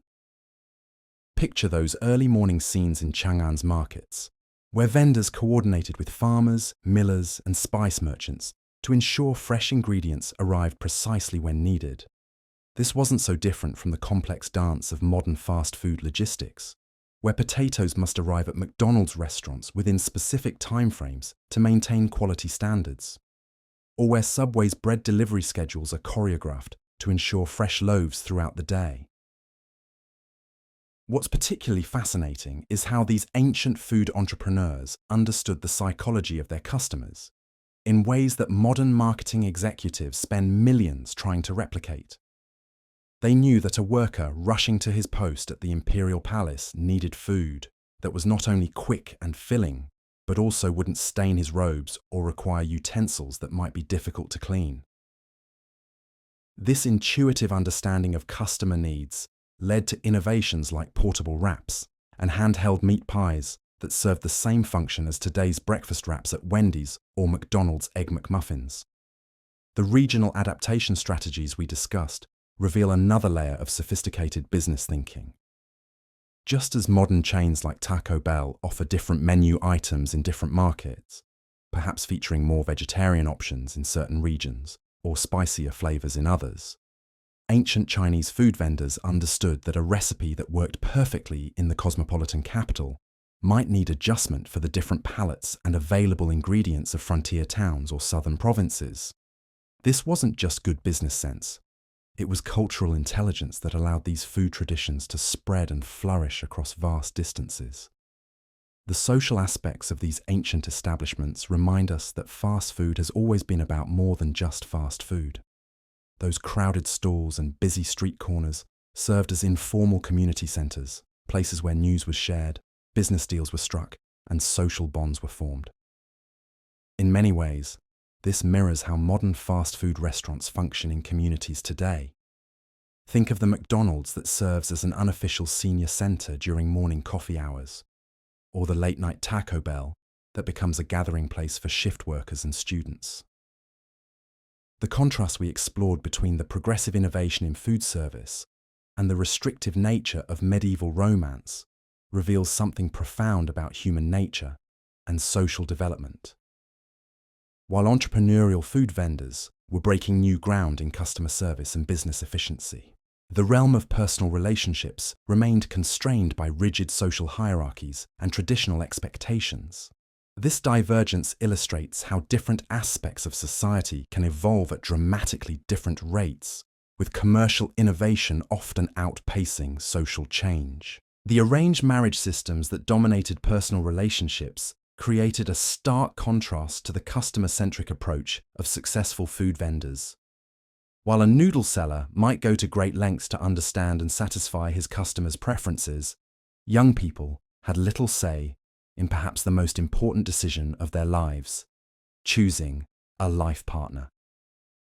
This paradox highlights how economic freedom can develop independently of personal freedom, creating societies where individuals might have dozens of food choices but no choice in love.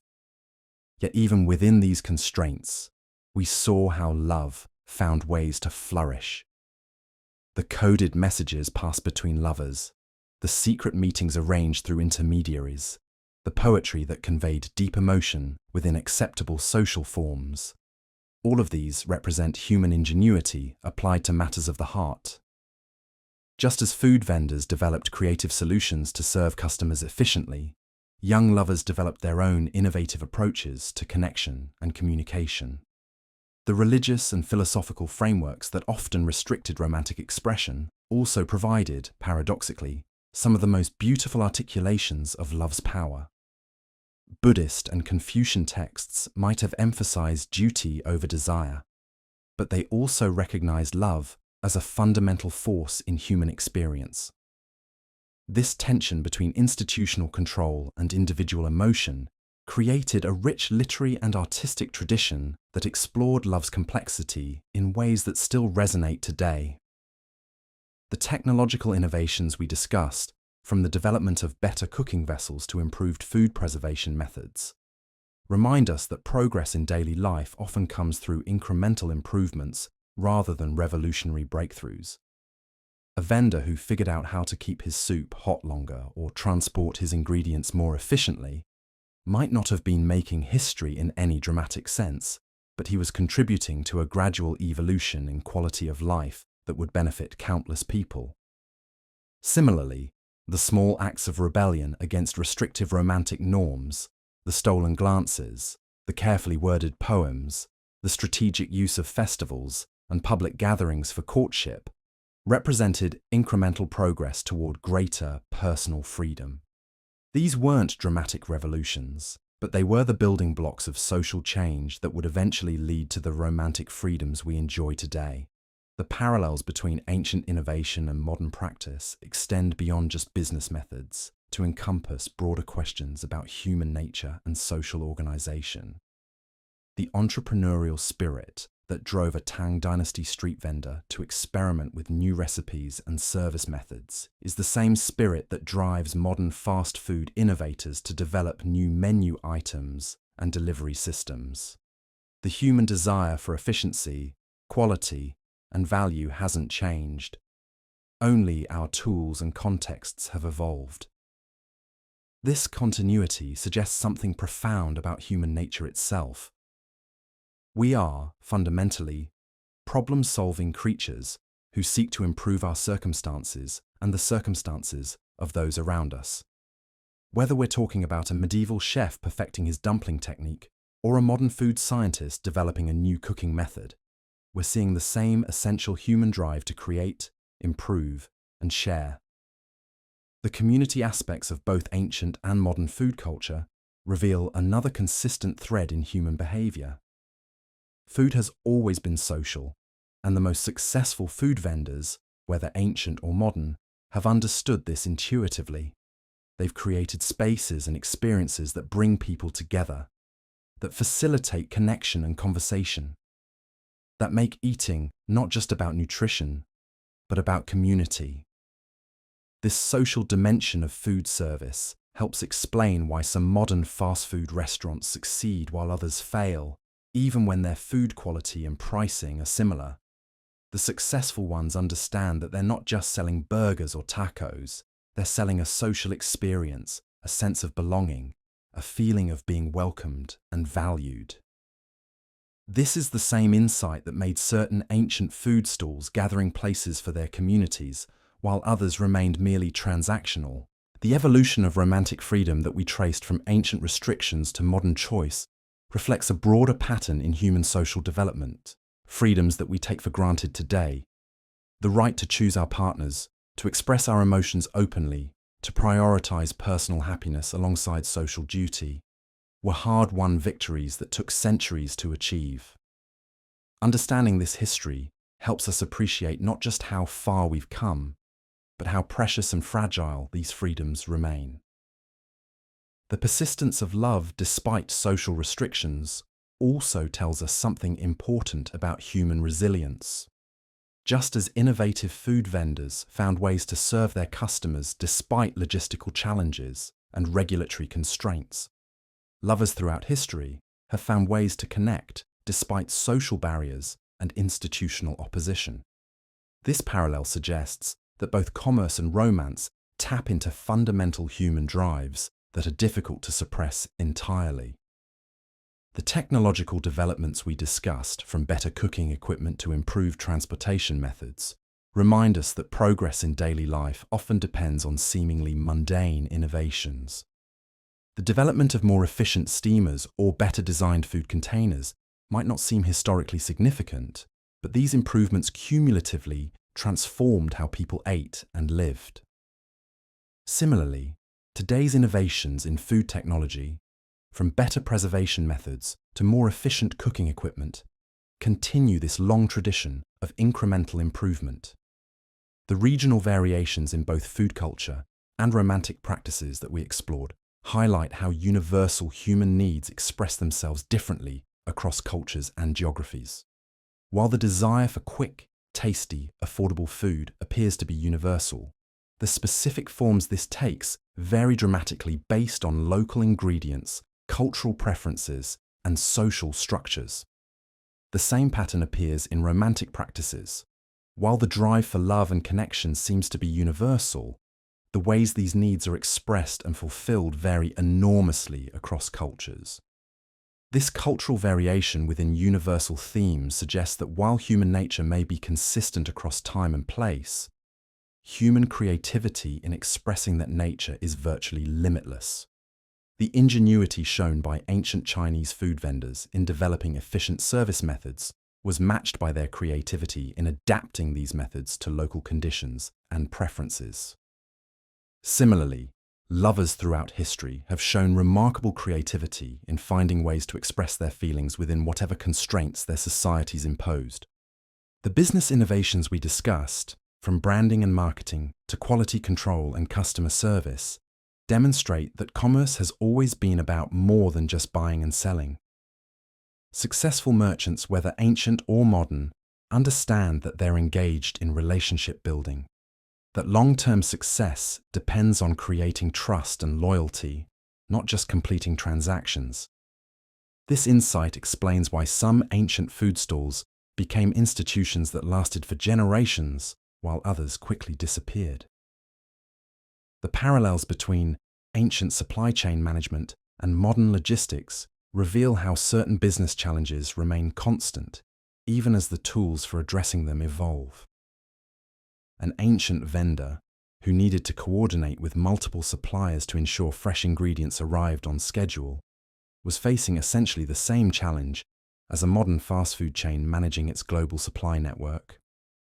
The scale and complexity have increased dramatically, but the fundamental need for coordination, timing, and quality control remains the same. The social mobility aspects of both food commerce and romantic choice that we explored reveal how individual agency has expanded over time. While ancient food vendors could achieve some degree of economic independence through skill and innovation, their personal lives remained largely constrained by social expectations and family obligations. The gradual expansion of choice in both commercial and personal spheres represents one of the most significant developments in human social organization. This expansion of individual choice brings both opportunities and challenges. While we have freedoms that our ancestors could barely imagine, we also face the complexity of making decisions that previous generations had made for them. The modern consumer choosing between dozens of fast food options faces a different kind of challenge than the ancient customer who might have had only a few vendors to choose from. Similarly, the modern individual choosing a romantic partner from a vast pool of possibilities faces complexities that someone in an arranged marriage system never encountered. The quality control methods developed by ancient food vendors, from standardized recipes to training systems for apprentices, demonstrate that the pursuit of consistency and excellence is not a modern invention. These early entrepreneurs understood that reputation was everything, that a single bad meal could destroy relationships built over years. This insight drove them to develop systematic approaches to quality that would be familiar to any modern restaurant manager. The customer service innovations we discussed reveal how the fundamentals of hospitality have remained constant across centuries. Whether we're talking about an ancient vendor who remembered his regular customers' preferences, or a modern fast food worker who greets customers with a smile, we're seeing the same basic understanding that successful businesses are built on positive human interactions. The specific methods may have evolved, but the underlying principle remains unchanged. The seasonal adaptations and menu innovations of ancient food vendors remind us that successful businesses have always needed to be responsive to changing conditions and customer needs. A vendor who could only make one type of dumpling year-round would quickly lose customers to competitors who offered variety and seasonal specialties. This adaptability is the same quality that drives modern fast food chains to regularly introduce new menu items and seasonal offerings. The urban planning implications of ancient food service that we touched on reveal how commerce and city development have always been intertwined. The concentration of food vendors in certain areas helped shape the flow of foot traffic and the development of commercial districts. Modern city planners still grapple with these same dynamics, trying to balance the needs of businesses, residents, and traffic flow in ways that promote both commerce and community. The preservation and cooking techniques developed by ancient food vendors represent a form of technological innovation that's often overlooked in discussions of historical progress. The development of better methods for keeping food fresh, cooking it efficiently, and serving it quickly required the same kind of systematic experimentation and refinement that we associate with modern research and development. These innovations may have been passed down through apprenticeship rather than documented in patents, but they represent genuine technological progress. The economic impacts of fast food innovation in ancient China extended far beyond the immediate vendors and customers. The development of efficient food service created employment opportunities, supported agricultural producers, and contributed to the general prosperity of urban areas. This economic multiplication effect is similar to what we see with modern fast food chains, which create jobs not just in restaurants, but throughout their supply chains and support systems. The cultural exchange facilitated by food vendors, bringing flavors and techniques from different regions together in urban marketplaces, represents an early form of globalization. Just as modern fast food chains adapt their menus for different international markets while maintaining core brand elements, ancient vendors served as cultural bridges, introducing new flavors and techniques to diverse urban populations. As we conclude this journey through time, we're left with a profound appreciation for both continuity and change in human experience. The ingenuity of ancient Chinese food vendors in developing efficient service methods, building customer loyalty, and creating community spaces laid groundwork for practices we still see in modern fast food restaurants. Their innovations in supply chain management, quality control, and regional adaptation demonstrate that the fundamental challenges of food service have remained remarkably consistent across centuries. The contrast between commercial innovation and romantic restriction that we explored reveals the complex, uneven nature of social progress. While food vendors were developing sophisticated business practices based on customer choice and satisfaction, personal relationships remained constrained by social hierarchies and traditional expectations. This divergence reminds us that different aspects of society can evolve at dramatically different rates, and that progress in one area doesn't automatically translate to progress in others. Yet the persistence of love despite social restrictions, like the persistence of innovation despite economic and technological limitations, testifies to the power of fundamental human drives. Whether we're talking about the entrepreneurial spirit that drove ancient vendors to experiment with new recipes and service methods, or the romantic impulse that led lovers to find creative ways to connect despite social barriers, we're seeing expressions of human nature that transcend specific historical circumstances. The freedoms we enjoy today, both in our commercial choices and our personal relationships, represent the culmination of centuries of gradual progress. When we walk into a modern fast food restaurant and choose from dozens of menu options, we're benefiting from innovations that began with ancient vendors experimenting with recipes and service methods. When we choose our romantic partners based on love and compatibility rather than family arrangement, we're exercising freedoms that previous generations fought to establish. Understanding this history enriches our appreciation for both the commonplace and the precious aspects of modern life. The next time you grab a quick meal from your favorite fast food restaurant, remember that you're participating in a tradition of commercial innovation that stretches back over 1,000 years. The efficiency, variety, and affordability you take for granted represent the cumulative result of countless small improvements and innovations by entrepreneurs across centuries. Similarly, the romantic freedoms we enjoy today, the right to choose our partners, to express our emotions openly, to prioritize personal happiness alongside social obligations, represent hard-won victories that took centuries to achieve. The love stories that surround us, from the couple meeting over coffee to the wedding celebration in the park, are testament to humanity's long struggle to expand the sphere of personal choice and emotional expression. The parallels between ancient innovation and modern practice that we've explored suggest that while the tools and contexts of human activity may change dramatically, the fundamental drives and challenges remain remarkably consistent.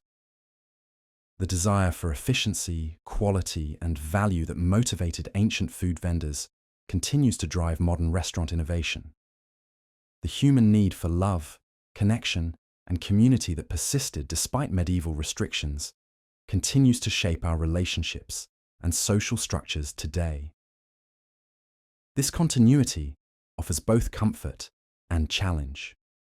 It's comforting to know that the struggles and aspirations we face today are part of a long human tradition, that others before us have faced similar challenges and found ways to overcome them. It's challenging because it reminds us that progress is not automatic, that the freedoms and conveniences we enjoy today required effort and innovation to achieve, and will require continued effort to maintain and expand. Perhaps most importantly, this historical perspective reminds us that we are all part of an ongoing story of human creativity and resilience.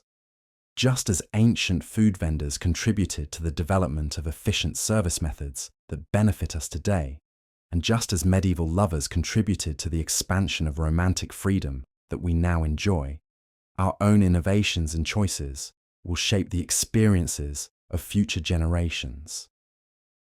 The boring history of fast food in ancient China turns out to be not boring at all, but rather a fascinating window into the timeless human drives for innovation, efficiency, and community.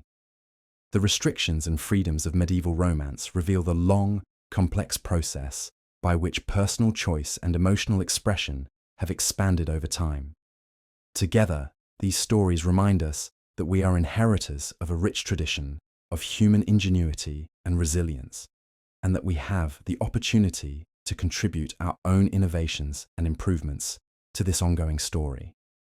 As you drift off to sleep tonight, perhaps you'll dream of bustling ancient marketplaces where innovative vendors served steaming bowls of noodles to hurried customers, or of lovers finding creative ways to express their feelings despite social constraints. These dreams would connect you to a long line of human experience, reminding you that the desires for good food, efficient service, and meaningful connection that shape your daily life are part of a story that stretches back through centuries and forward into an uncertain but hopeful future. As we draw our journey through ancient China's bustling food scene to a close, it's remarkable how these thousand-year-old stories feel so familiar, almost like stepping into a time machine that leads us right back to our local food court. The steam rising from those Tang Dynasty dumpling stalls carries the same urgency as the heat lamps at your neighborhood McDonald's, and the vendors calling out their daily specials echo the same energy as today's drive-thru speakers announcing limited-time offers. What strikes me most profoundly is how innovation has always been the heartbeat of food service. Whether we're talking about a Song Dynasty noodle master perfecting his broth recipe, or a modern Taco Bell food scientist developing the next viral menu item. Both understood that survival in the fast food world requires constant adaptation, listening to customers, and never becoming complacent. The ancient Chinese vendors who started offering breakfast congee to catch early morning workers were employing the same strategic thinking that led McDonald's to introduce all-day breakfast, or Wendy's to stay open late for night shift employees. The parallels in customer psychology are equally fascinating. Ancient Chinese diners sought comfort food after long work days, just as we do today. They wanted familiar flavors that reminded them of home, reliable quality they could count on, and prices that wouldn't break their budgets. A tired merchant in medieval Kaifeng, choosing his regular noodle stall, was making the same mental calculations as a modern college student deciding between McDonald's dollar menu items. Both were weighing taste, cost, speed, and familiarity in split-second decisions that would fuel their busy lives. Perhaps most importantly, these ancient establishments served as social anchors in rapidly changing societies. Just as today's fast food restaurants often become unofficial community centers where teenagers hang out, families celebrate small victories, and neighbors catch up on local gossip, those ancient Chinese food stalls provided stability and connection in bustling urban environments. They were places where social barriers temporarily dissolved, where a wealthy merchant might find himself sharing a table with a struggling artisan, both united by their appreciation for a perfectly prepared bowl of noodles. The entrepreneurial spirit that drove these ancient food pioneers continues to inspire modern innovation. Every time a contemporary chain experiments with plant-based alternatives, introduces app-based ordering, or adapts their menu for local tastes in different countries, they're channeling the same creative energy that led ancient Chinese vendors to develop portable steamer baskets, create signature sauce blends, and establish the first loyalty programs through personalized service.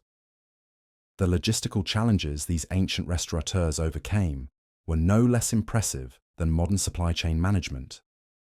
Coordinating ingredients from multiple suppliers, maintaining food safety standards without refrigeration, and managing inventory in pre-industrial societies required ingenuity that would impress any modern operations manager.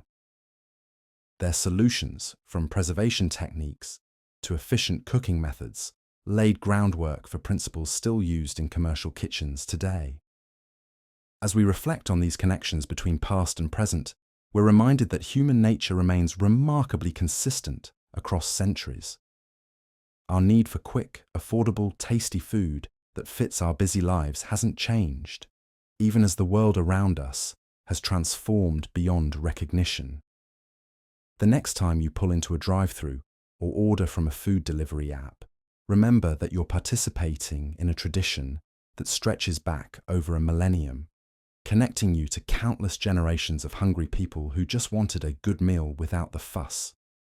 So the next time you're standing in line at McDonald's, watching the precise choreography of order fulfillment, or marveling at how Taco Bell can customize your Crunchwrap Supreme in under 3 minutes, remember that you're witnessing the evolution of a 1,000-year-old tradition.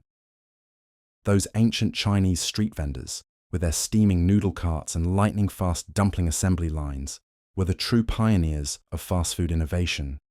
They understood what we still know today, that success in food service isn't just about the food itself, but about creating systems that deliver consistency, speed, and value while building genuine connections with customers. Whether it's a Tang Dynasty vendor remembering a regular customer's preferred noodle thickness, or a modern Wendy's employee knowing your usual order, the human element remains irreplaceable. The story of ancient Chinese fast food reminds us that innovation often emerges from necessity. Creativity flourishes within constraints, and the desire for quick, affordable, satisfying meals is as old as civilization itself. These entrepreneurial food vendors didn't just feed people. They created the blueprint for an entire industry that now spans the globe.